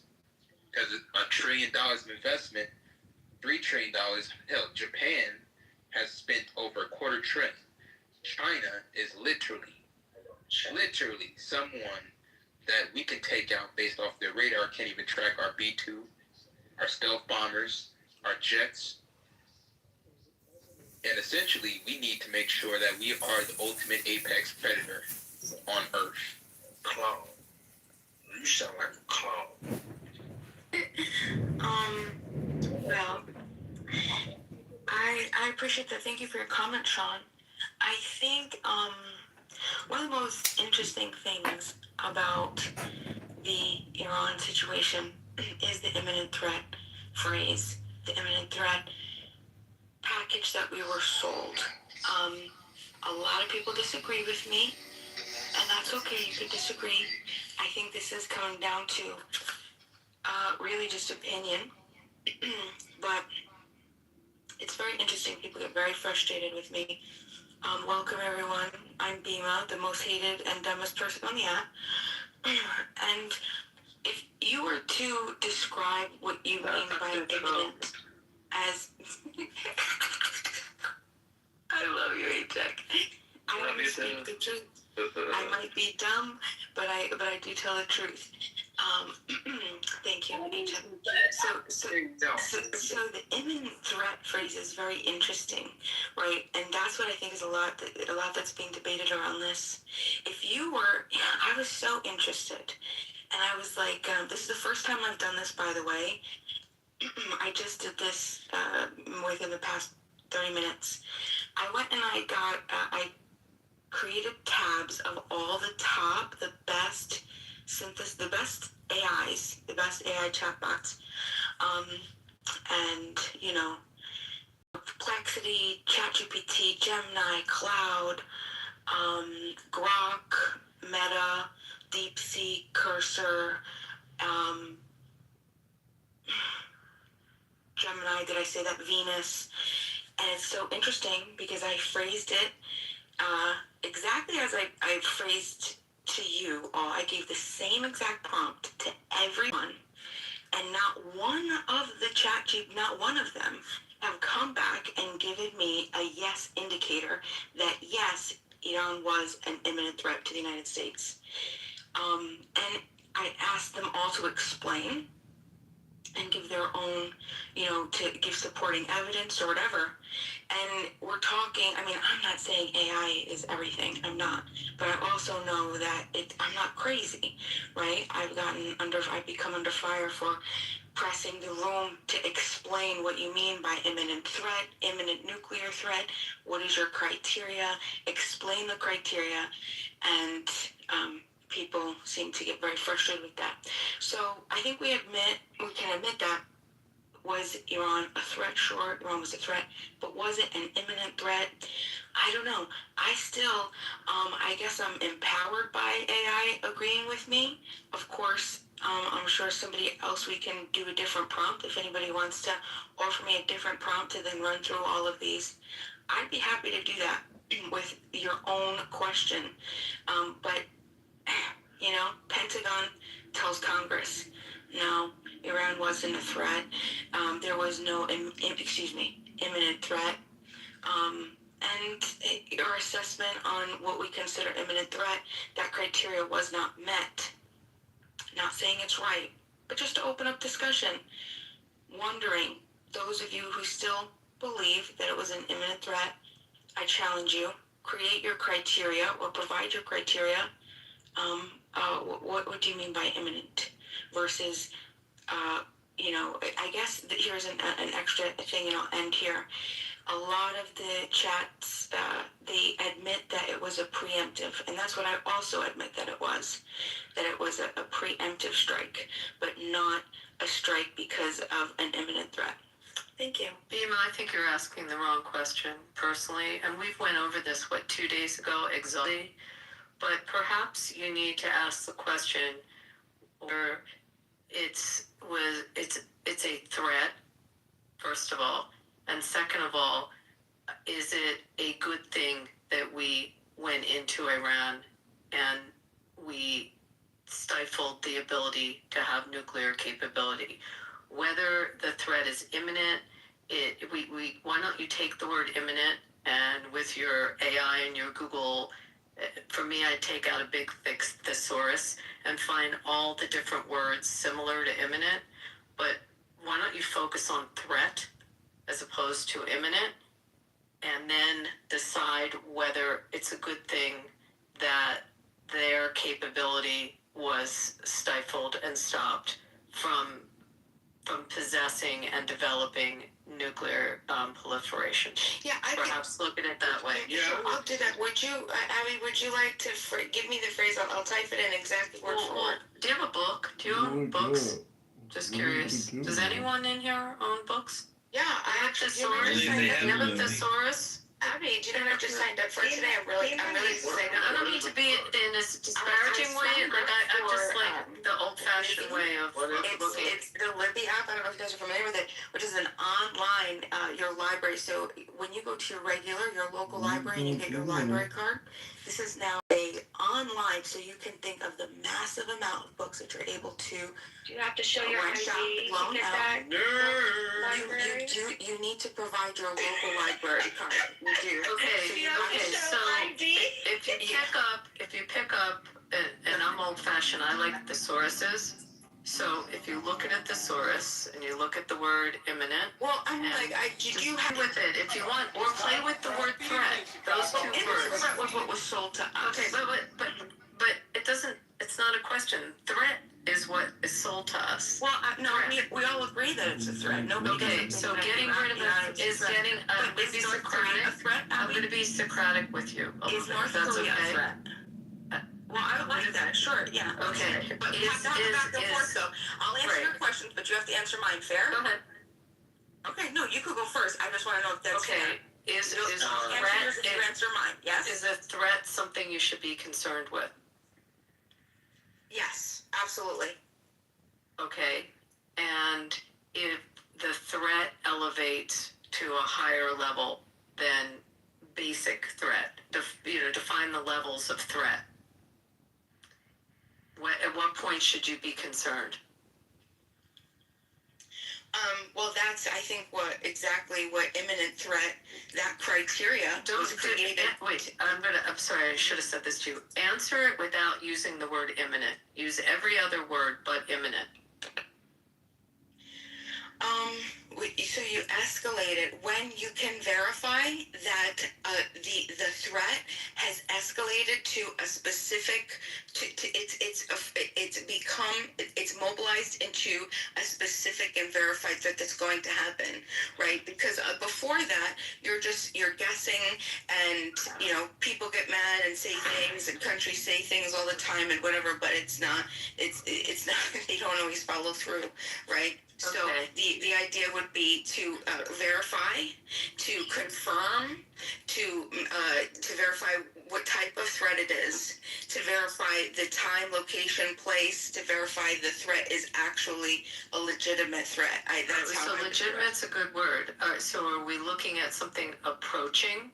Is it forthcoming? Is it on the horizon? Is it, at what immediacy? Is it unavoidable? Define this threat in another word, and maybe you're stuck on the word imminent, but look at all the other words around it, and now you're sitting in a position of power, and you're assessing the vulnerability of your country and the world, because you sit in a position of a world leader, and you weigh all of those words around the word threat, and you have to make an assessment. So I being stuck on the word imminent, because that was the choice that day that was used in a speech. I mean, you could have used a lot of these other words that I just said, and I haven't, just sit with a thesaurus and come up with something brewing. Is it on the way? Is it inevitable? Is it pending? I mean, there's so many words to define where that threat, what level that threat is when you do an assessment. And I think that's an important process that someone or our intelligence analysis had to go through and come up with a decision. Would you agree that if there was an imminent threat on the United States, let's say a country, let's say tomorrow, a particular country says that they are going to attack the United States with a nuke that they got from the black market, and they let us know. They say it's incoming, and in 24 hours we're going to attack. This comes from the top of a country saying that. Would you say that in that moment, that we would need a formal declaration of war, or a formal declaration of war would be justified? I mean, there's so many facts to that. What did our intelligence discover? What black market? How do you buy a nuclear weapon? Yeah, it's all been. We're gonna steel man it. We're gonna steel man it. I hear you, but I would look at all the circumstances surrounding it. But we're gonna steel man and say that it's true. You have to make an assessment. That's why you have a whole huge department. Right, but don't focus on that. Don't focus on that. You're missing my point. My point was, would we need to, at that point, get a formal declaration of war? Or could we what do you mean by a formal declaration of war? Well, a country is. What do you mean by a formal declaration of war? Can a president make a decision? Through Congress. Well, no, I don't think we need a formal declaration. We haven't done one since 1940. When did it actually pass through Congress for World War II? We haven't had a declaration of war with all of our battles since then. So do I think we need a formal declaration? No. Yeah, I mean, well, yeah. Bima, let me ask you like this, Bima. I want to ask you this. Go ahead, Mike. You take. When it comes to the imminent part, like let's say like there's an abusive husband, right? And he only beats his wife when he's drunk, right? And he doesn't beat her when he's not drunk, but only when he's drunk. And let's say that the wife's brother, right? The brother of the wife, one day just comes over and just fucking beats the shit out of the dude, breaks his jaw, puts him in the hospital. He's like, "No, you're not gonna beat my sister anymore. Like, you're done." And and then they're like, "Well, he wasn't drunk, so it wasn't like imminent." You know what I'm saying? So, or another example, a school shooter. Let's say a kid is stockpiling weapons and threatened to shoot a school in a month. Then it's like, now it's only a week out, and we arrest the kid because he's about to shoot a school up. Was it imminent? Now if it seems like, Dima, you're arguing for like, the problem would be we'd arrest the kid on weapons charges. We wouldn't be able to get him on murder. So the problem would be the kid would only go to jail for like a couple months, maybe a year, and then he'd get out, right? It's like you want to wait for him to do the crime so we can have the problem. Imminent is this kind of weird thing, right? If it's a threat, it's a threat, period. And they were posing a threat. Yeah, I think that you moved away from your first example because you realized that wouldn't be justified. We wouldn't be able to justify someone going over and beating up a person if they're not actively or he's about already to commit. Yeah, but it doesn't matter. We both know that there's no law that's going to protect that person, that initiator. Now, if the husband, right, said, I'm going to, after I get off work, I'm going to come and I'm going to kill you. I'm going to kill you after work, right? Now that changes, okay? That changes everything. Or, with the school shooter situation, yes, imminent threat, yes, you have the criteria that's met. You have the tool, you have the time window, you have the plan. That is what an imminent threat is. But we didn't have any of those things with Iran. We didn't have a time window. We didn't have a particular threat. We didn't have them saying that we are going to do this. We didn't have none of that criteria was met. How do you know this? I mean, like the Pentagon. Why are Americans feel that we deserve to know everything all the fucking time before it even happens when it comes to our national security? That's idiotic. That it doesn't work like that. The other thing is, when you're talking about all your AIs and everything you put in, and you worded the perfect sentence you thought to be able to get a better outcome, you had some information holes. And the information holes is exactly what I talked about, is what you don't know or AI doesn't know or AI will never learn because it's classified. You're talking about military strategy, you're talking about intel, you're talking about military history, you're talking about present conditions right now that are changing every single day. So when you have those holes, you're only going to get a top level, not an actual organic level information to get an authentic outcome, because you're missing some data points in that question. Yeah, so I understand what that. Yeah, I understand that. But would you agree that if anybody were to know, because I'm not asking for I want the time, date. That's not what I'm asking for. I'm asking to our intelligence was that criteria met? Because you said it's met, so I'm just asking, was that criteria met?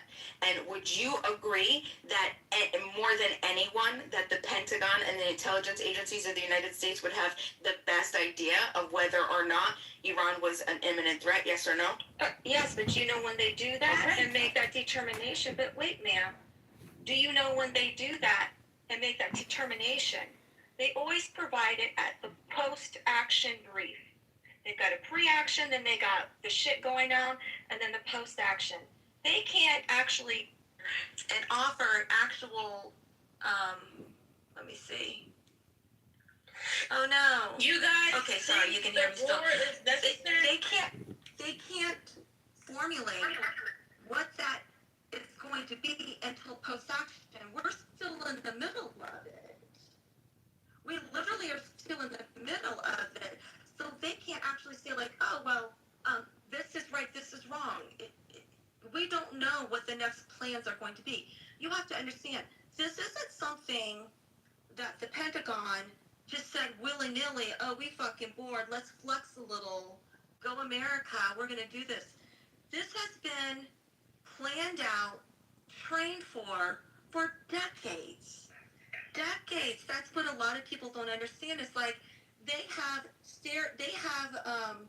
role played this with every scenario, with every Ayatollah, with every family member, from the first son, second son, third son, the uncle, and the uncle's spoke. Like they role play this stuff out so much, and the CIA and their intel kind of helps to kind of develop how we're going to go forward. But we're still in the middle of it now.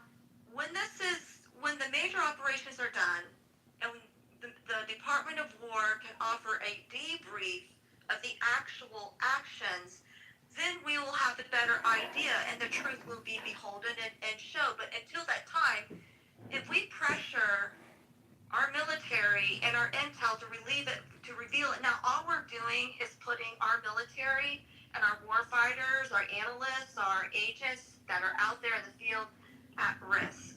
So after this is done, absolutely they should be able to provide a brief, but not during. We can't keep being reactive. It's like, okay, we can't just keep waiting for shit. Right. Well, I was curious with Bima and her intellectual exercise. Bima, what's the opposite of imminent? The opposite of imminent A would non-imminent. be imminent. I know that. What do you think the opposite of it is? And don't go Google. Not immediate. It wouldn't be immediate. You think that's the opposite of imminent? Would it be remote? Would it be far away? No, I wouldn't say remote. Well, how about this? It's called the axis of resistance. It's called structured threat. And the structured threat's been like what KK said. The structured threat's been going on when they fund all of the terrorist groups. They're getting intel the whole time. It's called a structured threat. They know the structure. They're watching it real time. It's constantly imminent. Right. Exactly. No. It's just structured, guys. Listen, you don't know that the thief is coming, but the thief is coming. Okay? You just don't know when. We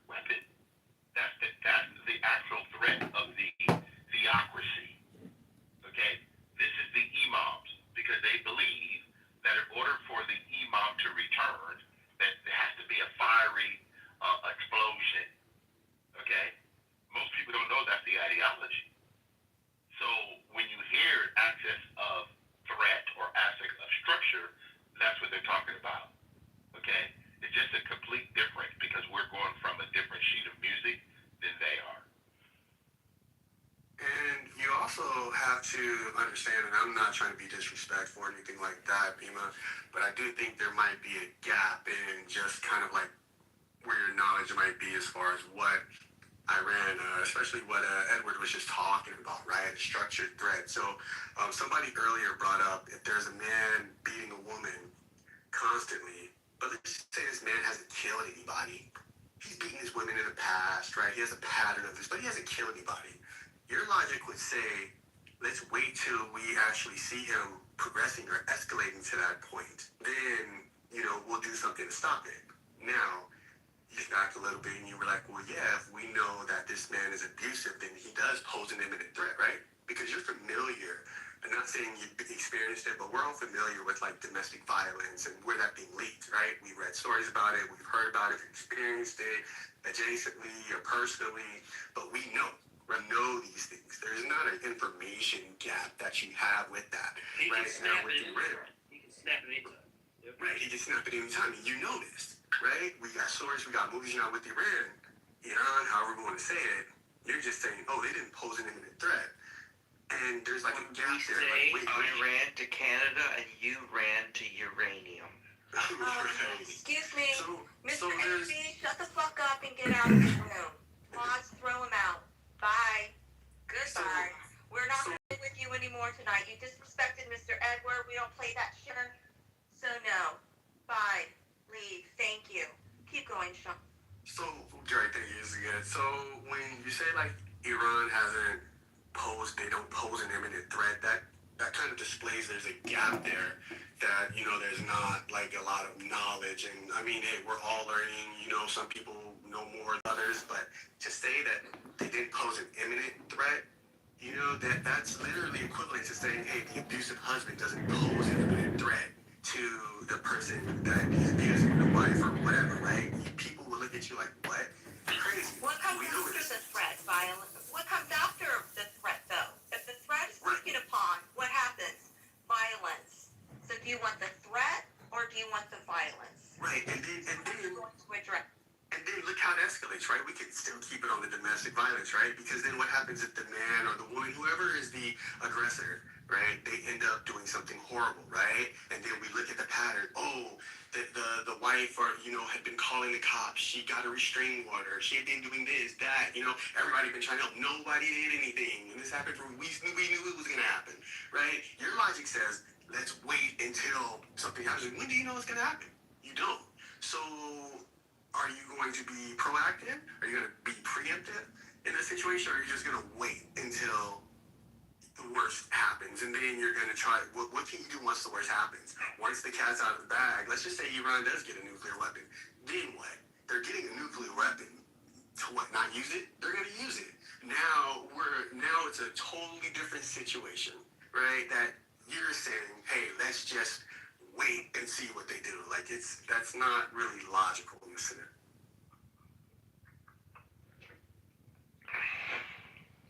Anybody else want to chime in for Bima's brain thought? Beamer's thoughts are a typical liberal thought. It's like, oh, is it imminent? What's your plan afterwards? What are you gonna do after that? Are you gonna send American troops in? What are you gonna do? It's gonna be another Iraq. Okay, how about the military? Why did you call it more Sarah, to be honest, when people are talking, I didn't even talk. None at all. It's a typical liberal talking point. They're like, what's your plan afterwards? Civilians are dying. The people of Iran don't want this. It's all the same rubbish, The people of Iran want freedom, like everybody else.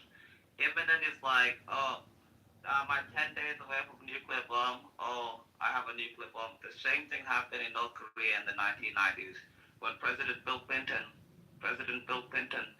did deal with Kim Jong-un's father at the time, and they kept making deal after deal. They kept giving him billions of dollars. And what did he do? He just lied. And eventually North Korea was like, oh, anyway, we just took all your money and we make a nuclear bomb anyway. That's why you can't do anything about North Korea at the moment. Can you imagine a nuclear-armed Iran with that shadow over themselves? That'd be like death to everybody.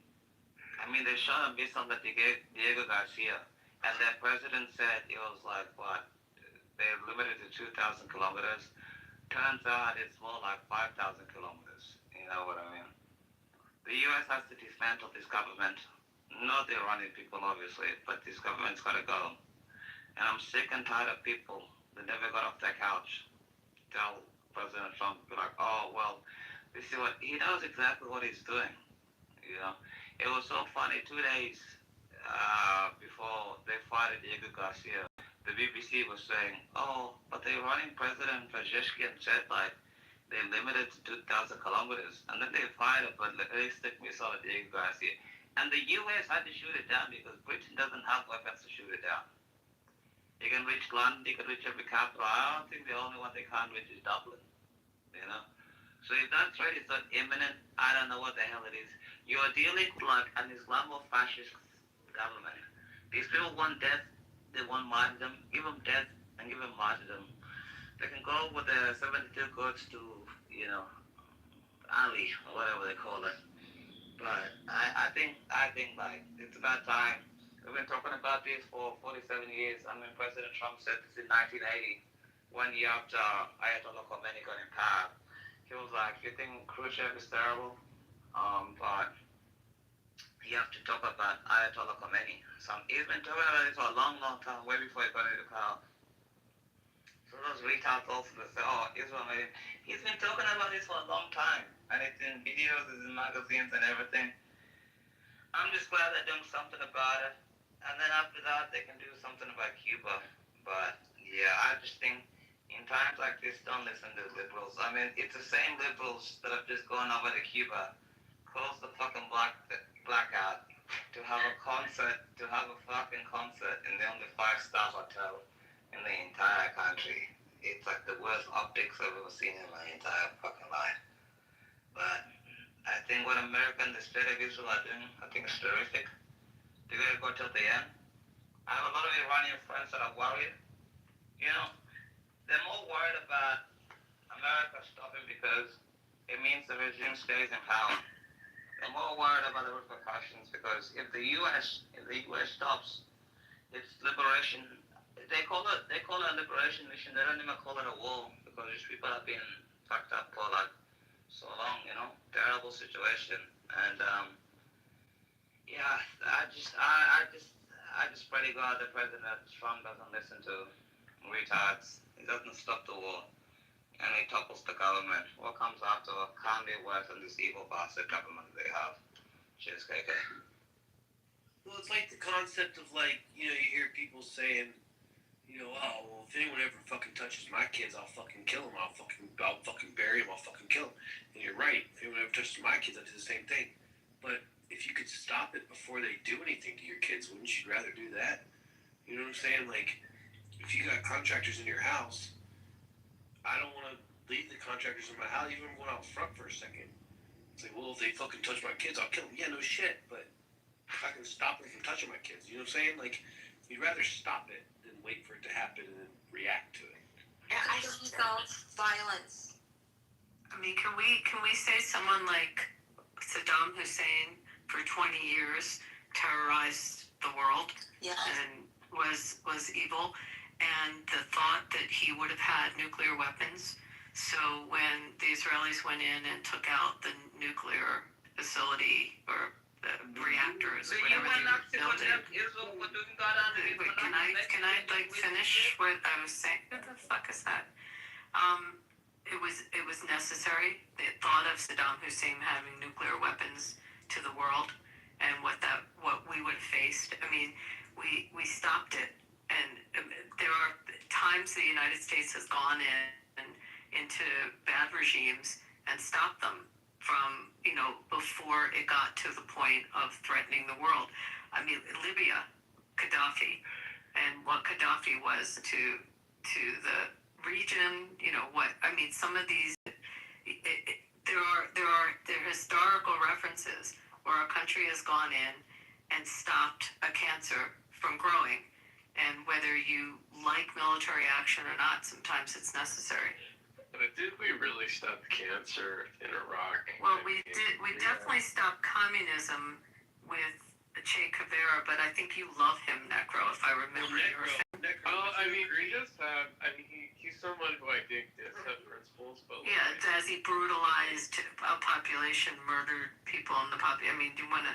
Necro, you would agree that after Saddam was taken out, there's people there pulling down his statue. So like we weren't. Yeah, I mean, I would agree. Saddam Hussein was a dictator, but it's people. And should he have had nuclear weapons?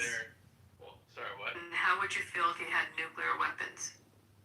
He didn't have nuclear weapons. But he could have. He was developing them, correct? No, he wasn't. What do you think Israel went in and took out? What year did they go in? No, it was in 2003. No, you're confusing. You're confusing nuclear with mass destruction. Two different things. The nuclear weapons that he was building and the reactors that he was building, they took out. Someone remind me what year they went in. It was 1981. Menachem Begin. It's called the Begin Doctrine in 1981.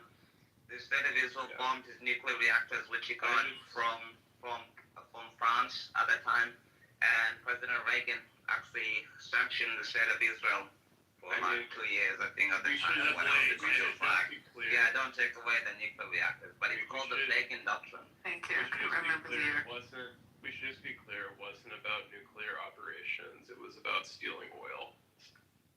No, I'm talking about 1981. Yeah, I mean, 1981? I'm not talking about 2003. No, I'm talking about in Iraq. In Iraq, that's what we're talking about.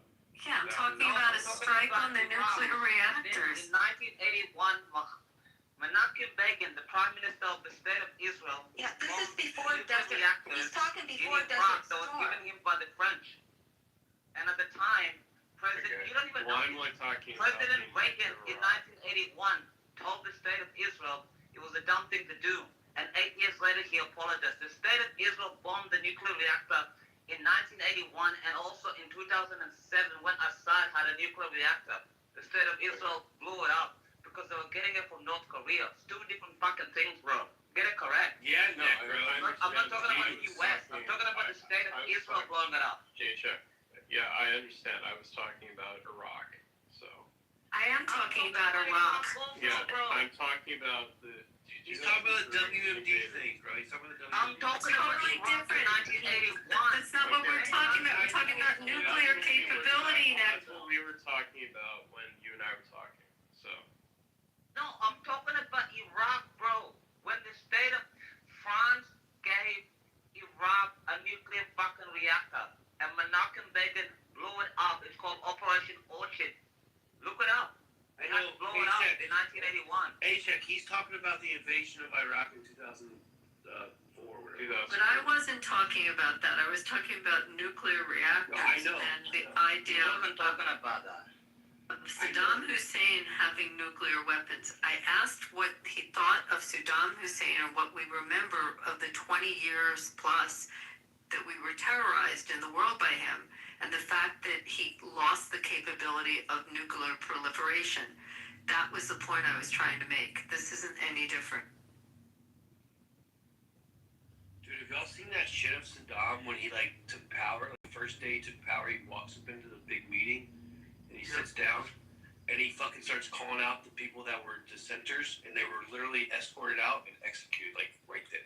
Yeah, I have fantasies about that. Doing that on Clubhouse with people that I hate. It's fucking nuts. Do anyone like an assassination room here? Such a so, baby. Well, that's what's wild, that like we don't kind of fully grasp as Americans. Like that's how it just works over there. I think in somewhere in the 80s, I don't know what the country it was. I want to say like Bosnia or some weird shit. But they arrested the husband and the wife, the leaders, and they arrested them, had the trial, took them out back, and executed both of them. Like bang, like all on the same day. It's like that's crazy. Can you imagine? The husband and wife leaders of I don't know what you're talking about. I want to say it starts with a B. It might not be Bosnia, but it was something like that. Bosnia and Herzegovina. Are you talking about Saddam? No. It was like it was this couple. It was the guy who was the leader. He was a piece of shit. You're talking about the Romanian wife. You're talking about the Romanian wife. one when they shot Romania. one of That's what it was. the. Yeah, Eastern European. Yeah, Romania. It was Romania. You're talking about the Romanian one. He got That shot. Romanian dude, bro. They fucking Yeah. arrested It's a him. dictator. Yeah, they arrested him, put him on trial, took him out back, and shot him and his wife like that. Boom. Yeah, on fucking camera. Yeah. Like that's fucking crazy, bro. Abby, Yeah. the operation you were talking about in 1981 was Operation Babylon. That was a name. That's a great name for it. Yes. Even the Russians, like you think about the Tsar Nicholas or whatever, like I think it was like 1917 or 1918. Like they overthrew him. They took him, all of his kids, his wife down to the basement and just shot them all. The Romanovs. The Romanovs, right? This is like this is like less than 100 and something years ago. This isn't even that long ago. Are those the ones that had Rasputin as like the family friend? Yeah. Did you see that TV series about it? Anyone see that? The Romanovs? Yeah, but can you imagine like the leaders of your country, their entire family and their kids being taken down to the basement and just executed with machine guns? Like that's fucking nuts. So it would be like Trump, Like, so crazy that reading off names. Like he would say how like they operate over there, bro. Caitlyn Jennings stepped forward, and they would come and get Caitlyn and take her, or Caitlyn Collins, I mean, and take her away. And Jim Acosta. It's just crazy. Like that's how your regime, that's how your leadership changes. They execute. They just like shoot them all with machine guns. Like what? I mean, Nicolas Kochevsky was pretty bad for Crazy. Romania. I mean, he led the dictator.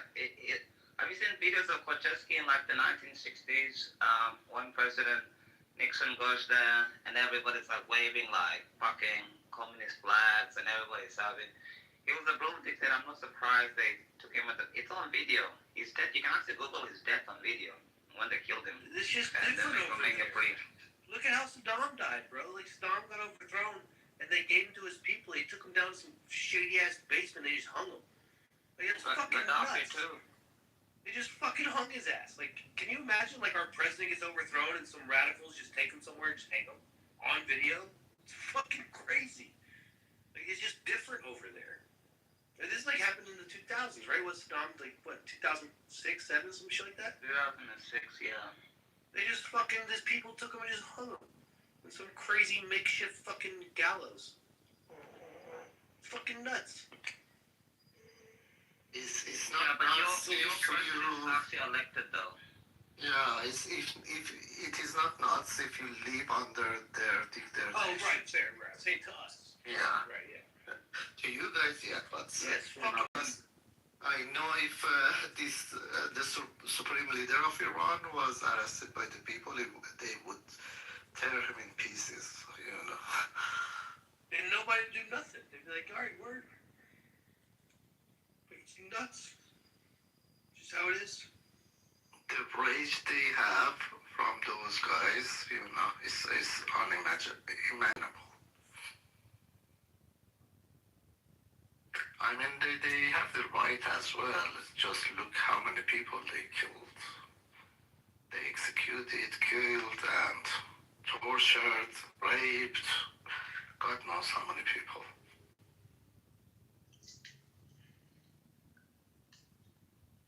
Big Bird, can I ask you a question? Who's Big Rob? Minister. There's not a minister on stage, sir. I say just ask it and see what happens. That's a good. I mean, well, practice. Thank you. You're welcome. You're welcome. Right, yeah, thanks, sister. Yes, ma'am. How you doing?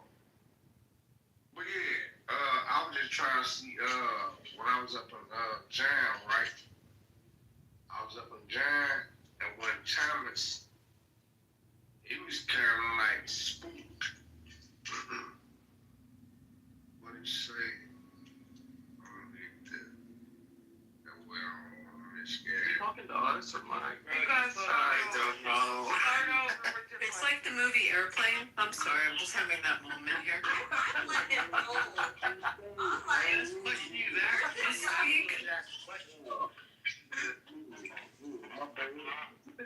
We need an old woman to come and translate the guy. That wasn't that Beaver Cleaver's mother or something? Oh, that was a great scene.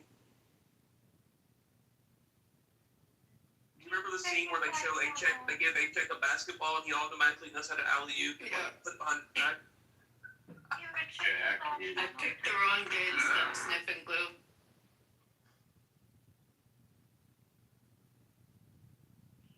I didn't know you liked the sun. You guys are fucking pricks, bro. I think you were killing it, dude. What's up, man? God, you guys are so rude. Hey, that misguided me, huh, man? Hey, man, what going on? Y'all, hey, listen, man, John, it's the book of John. I think this is our friend who is the theater teacher. Minister. Hey, Douglas? The book of John? We don't know what you're saying, bro. Do you think I'm right there?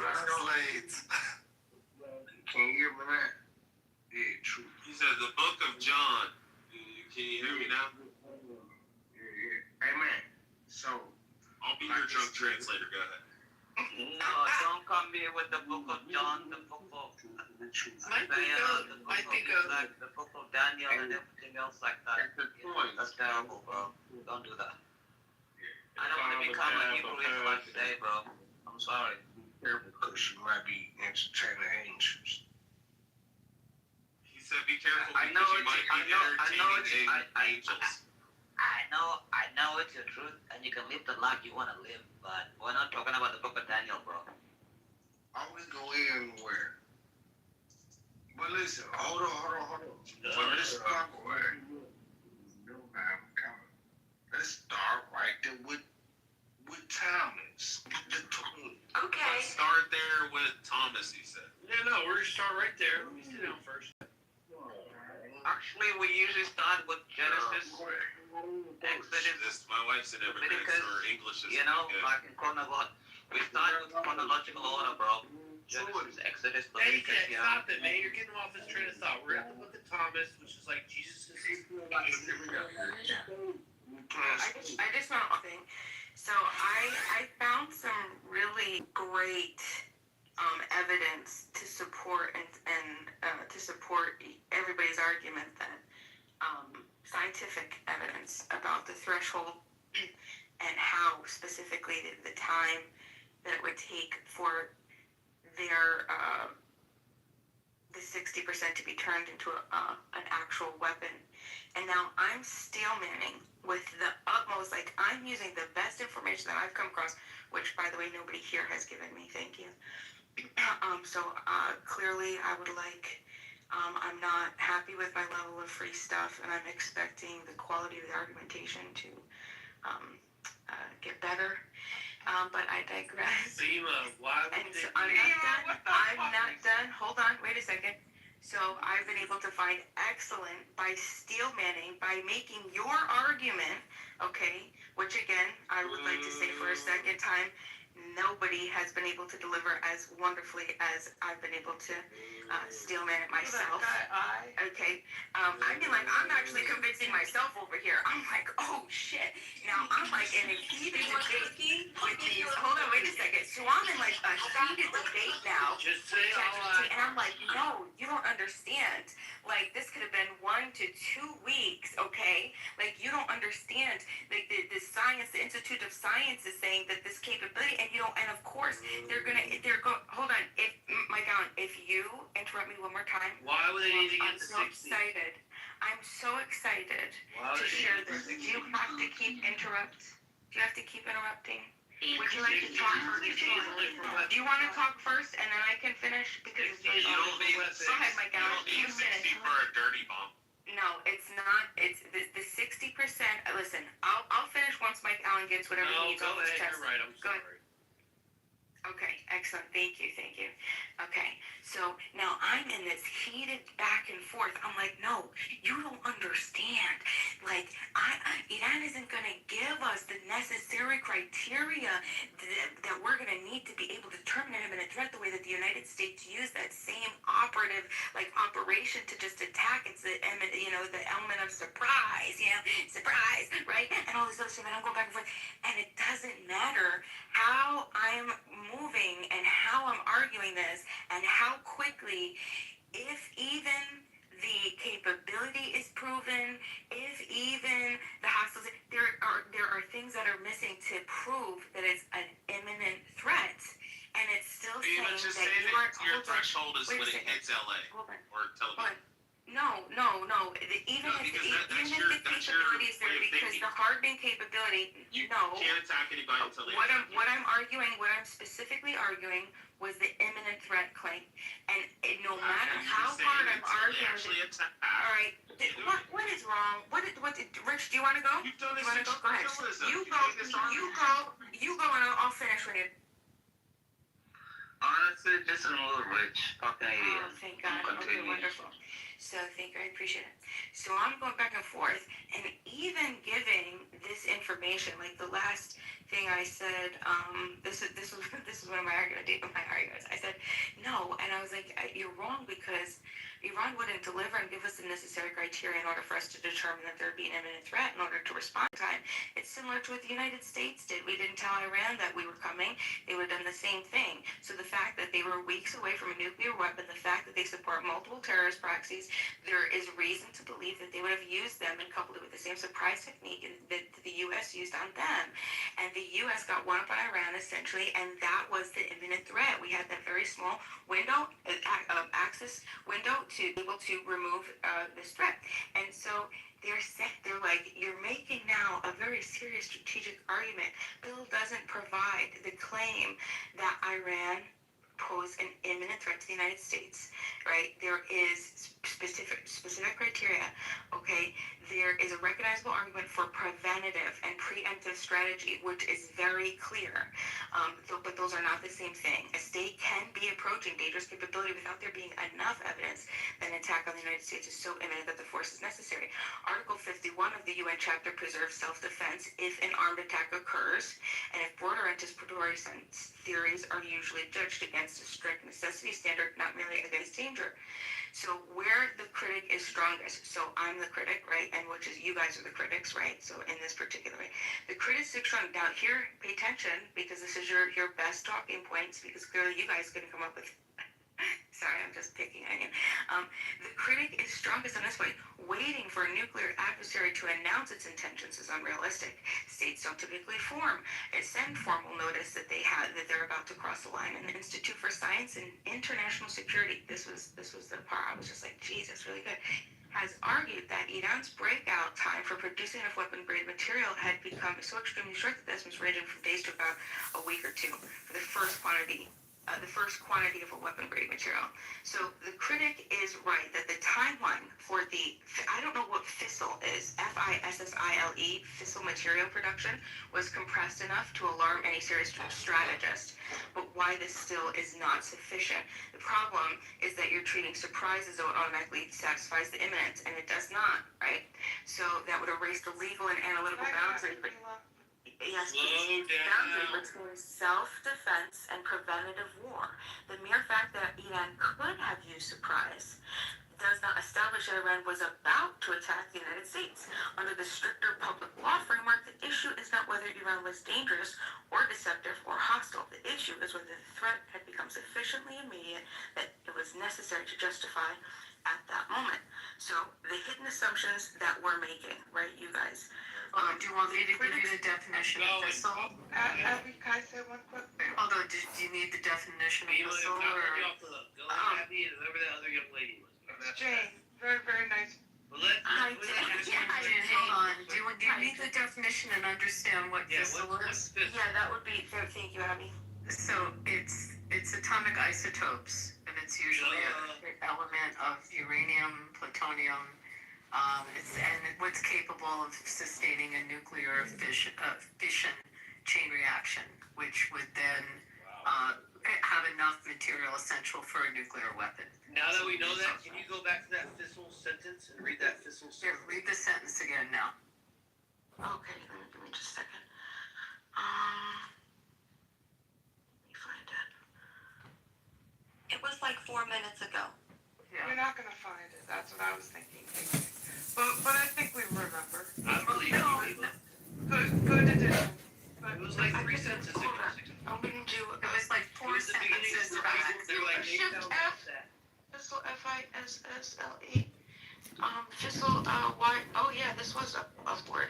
Why is it still not proved imminent threat? Because there are still several steps. One, enough fissile material quickly or because there are several steps between A, enough fissile material quickly, and B, an imminent threat to the United States. Those steps include, at minimum, a decision by Iran's leadership to actually build a bomb, conversion from nuclear weapons capability to actual deterrence. The sentence before the word fissile. Jane, let us go through this exercise with her. Just chill for a second. Go ahead, Bima. What's the sentence before it? I'm not just doing it. I want to go to bed. I want to say. Well, it's okay. We could, because we'll be up. Go ahead. Agreed. Great. Thank you. Thank you. There's a whole thing with Trump that I think is getting missed. If anyone has grown up in or near the New York people who are like Trump's lawyer, Roy Cohn. Why are we going there? We're in the middle of talking about This is nuclear issue. You're overcomplicating it. He's gonna go. What, you want to talk about Epstein? Is that where you're going, Jane? It's not, Abby. It's really nice of you, though, to let me try to get out a statement that's actually supportive of Donald Trump. He doesn't give a fuck. I think people forget that. He will hit first. It doesn't matter. That's how it is. It's just a rule. It's an ethos. America. So you don't really have to go through all these histrionics about, what was Iran worth hitting first? Of course. But Jane, what do you think? What do you think Rubio was thinking? Do you think he had any expertise on this? Do you think he came from any background that could have made an educated decision? Our Secretary of State? What do you think, Jane? Yeah, Abby, I would imagine so. Would you guys all agree that it's about fucking time we start punching first and asking questions later? But when you say Rubio, Abby, are you talking about his time in the Senate with Foreign Affairs, and he was specialized in the access of evil, and this was the area. This was the area when he served as a senator that he concentrated a lot of his efforts on, and he spoke very often, a lot of public speaking about it, and it was the Senate, and who had the most expertise on this subject, he would be in the top 5 on it. So when I ask, you're talking about Trump just shooting from the hip, and as if it doesn't matter what Trump knows or doesn't know. So I asked about his main advisor, who sits in he has 2 hats on with now. He has 3. Okay, so he sits in a pretty high advisory position to our president. Do you think he had the ability to make an educated decision on that? He was talking about this 5-10 years ago. Thank you. I'm taking this off Trump for a second. No, exactly, KK. Like, take it off Trump. Let's got the spotlight on Trump. Let's talk about who else was the decision maker on this. So the first person I could think of is Rubio, who was in his ear and was wearing 3 hats on advising on this. National Security, Secretary of State. So Jane, what do you think about Marco Rubio on Jane, you got anything else, Jane? So I'm about to tear apart Bima. Nice. Miss Jane? I'm good. Nothing else. Okay, just wanted to... Great submission, Jane. Welcome to the stage. Bima, what the fuck, Bima? I hope your plants are doing well, but this is crazy, Bima. The idea that they're like, well, they're just at 60%. You don't need to get at 60% unless you're making weapons. They're talking about what they want to have it for their people and their electrical shit and blah blah blah, energy and shit. You don't gotta get to 60% to do your energy. There's no need for it. And then now it came out, their missiles can go 4,000 kilometers. Everyone said it can go 2,000 kilometers. Now it turns out a dumbass Iran. That's how dumb they are. They're like, well, watch this. We're gonna shoot it 4,000 kilometers. Ha ha ha ha. Guess what that means? So what does that mean? Exactly. That's the reason why, Bima, all of your information is based on what is shared as actual truth. We do not know what the actual truth is. And the assumption it is X, Y, and Z, knowing that we are not playing with a good faith player in Iran, it's not wise to do. So that's why the IAEA was not allowed to go in there for how long, and they pushed it off, and I'm sorry the UN is worthless for that, but there's data giving your sources to formulate this overall schematic for you to understand it and say and validate it if it's true or false, it was imminent threat. We don't know for sure what the timetable is, and now we don't know for sure what they actually have, because what they shot at Diego Garcia, that was a flex. That totally was a flex. Like, okay, we know we're hurting. You took out our top tier leaders and whatnot, but we still got something. See, here you go. We're still flexing. And we didn't think they could go that far. That made France react. That made the UK react. So we don't know what actually that they have, or to actually what level. I'm sure they're going to hold some cards true. And then on the other part, excuse me, just 1 second, please. And then the other part is what I said before is you don't know, nor does the chat bots or AI know exactly what the actual intel is, and it ever going changing. But like they lied.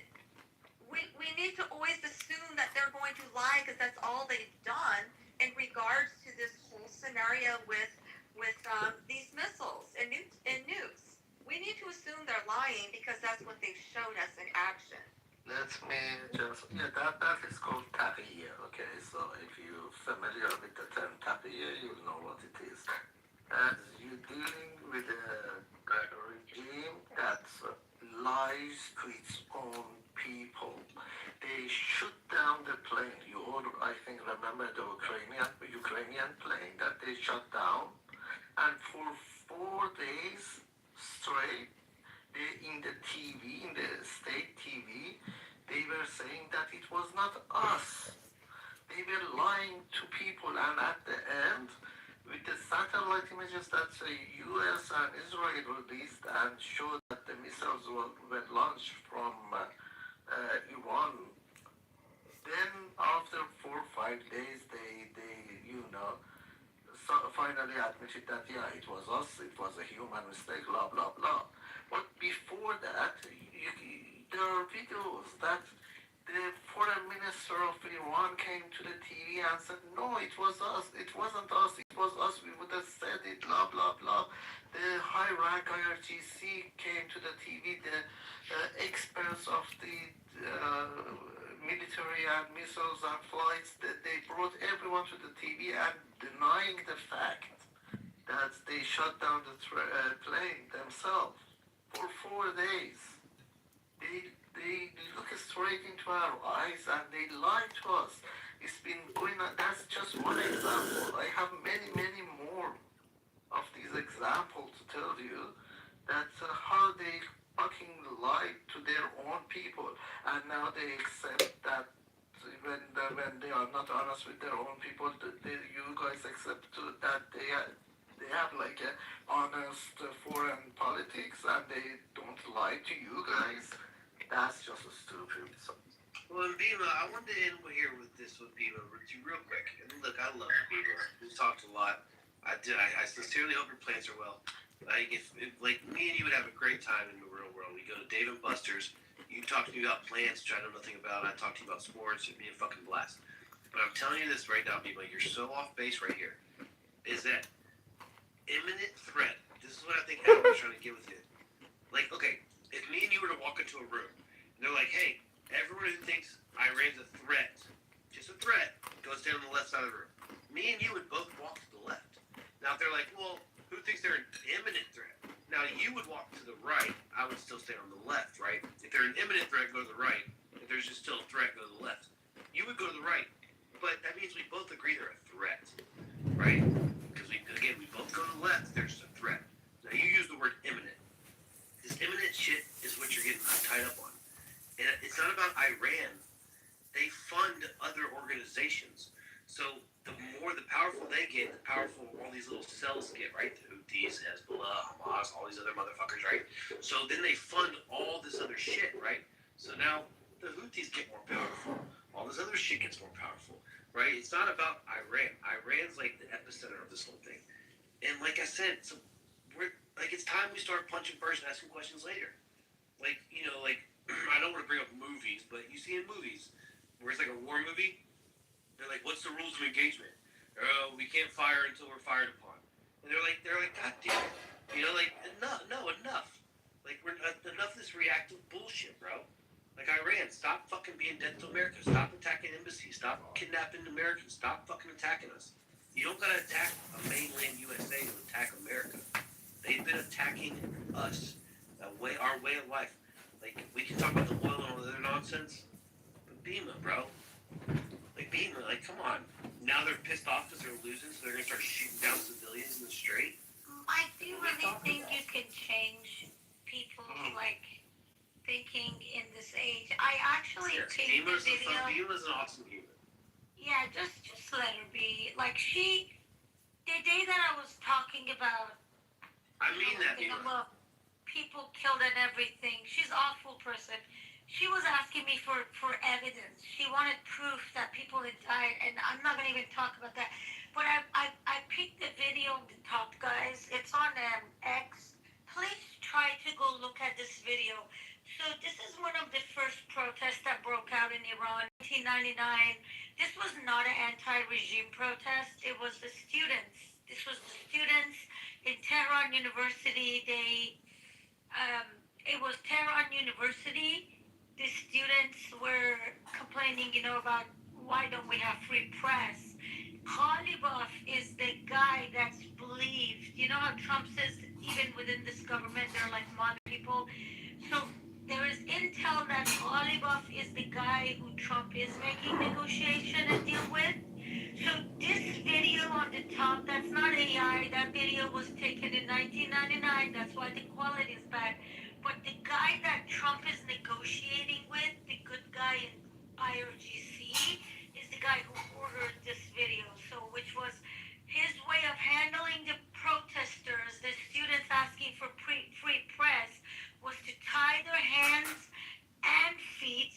Bima, make sure you watch it because you love evidence. So this is evidence. Don't tempt Bima with a good time. So he asked to tie their hands and their feet and throw them off the university building. This is 1999, and this man is Ghalibaf. This is the guy that Trump is talking to right now. So when you guys see someone like me or Donna, or people who are very, like, sure, they're like, there's no way Trump would do this. I love Trump. I know Trump is a good man. For me to believe Trump would make a negotiation or put some fucking filthy ass guy in office like this guy who tied people's hands and feet and throw them off the building, for me to believe that, I should first have TDS. Does that make sense, guys? Like, listen, Sarah, can I ask we you a didn't question? have... Yes. Okay, I don't want to ask your age, but I want to... 45. I'm 45 years old. Okay, so you're 80, what, 80? 81? 80, exactly. 80. All right, I'm 84. So my brother was born in 79. Okay, but whatever. So, stop me when I'm wrong here. Melchizedek? What's the name? The guy in the 50s. Melchizedek? Ahmadinejad? You're talking about Moshe. You're talking about Mohamed. You're talking about Mohamed in 1953. What's it? You're talking about Mossadegh? Mossadegh. Okay. All right, so stop me when I'm wrong. So Mossadegh had this thing, and they had the British, this oil thing. It was like called like the Anglo-Iranian oil or Anglo-Persian oil thing, whatever. So Mossadegh or whatever, he nationalizes it, which pisses the Britons off. So then they throw this coup, which gets him out, right? And installs. Can you just stop there? When you say coup starts from top to bottom, right? Not from bottom to top. Whatever. It was an outside force that overthrew or started the overthrow. I'm wrong there. So whatever. So they get him out, and then the Shah goes in, right? So the Shah goes in, and then the supreme leader was exiled at this point in time. There was no supreme leader at that time. Okay, so then in 1979, they kidnapped the hostages to get the Shah out. And you know what else I heard? That Jimmy Carter was running for president, and Reagan, who was also running against Jimmy Carter, Reagan negotiated a deal that would not allow the hostages to be released until after the election. Because if the hostages got released before the election, it would help Jimmy Carter. So Reagan negotiated with the Ayatollah or whatever to. Okay, go ahead. No, I'm saying it's fake because Jimmy Carter, don't forget, he sent U.S. Delta forces and SEALs to go rescue the hostages. They all got killed and they all got crushed. Right. President Reagan said, we're gonna, like, if you don't release our hostages, we're gonna kill you all. And then they're like, oh, well, we'll release it when you come to power. And don't forget, Reagan was the first American president that sunk the entire navy of Iran. That's what I'm saying. I'm saying that there was a deal to release them under Carter. They would have. No, there was no deal under Carter. This is a conspiracy hole I went down, but they're saying there was a deal to release them under Carter. I know they had the botched mission or whatever, but it was even before the botched mission. Reagan promised the new ruling regime, which would be the supreme leader, I guess, after they overthrew the Shah, right? He promised the new regime with Israel weapons and some type of power.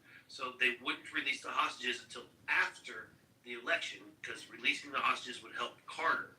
So once Reagan got in power, then they released the hostages, which made Reagan look like the hero, and they funded the new rulership, which is the guy, the Ayatollah guy, right? Ayatollah Khomeini, but that's not true because in 1980, Saddam Hussein attacked Iran. He invaded Iran.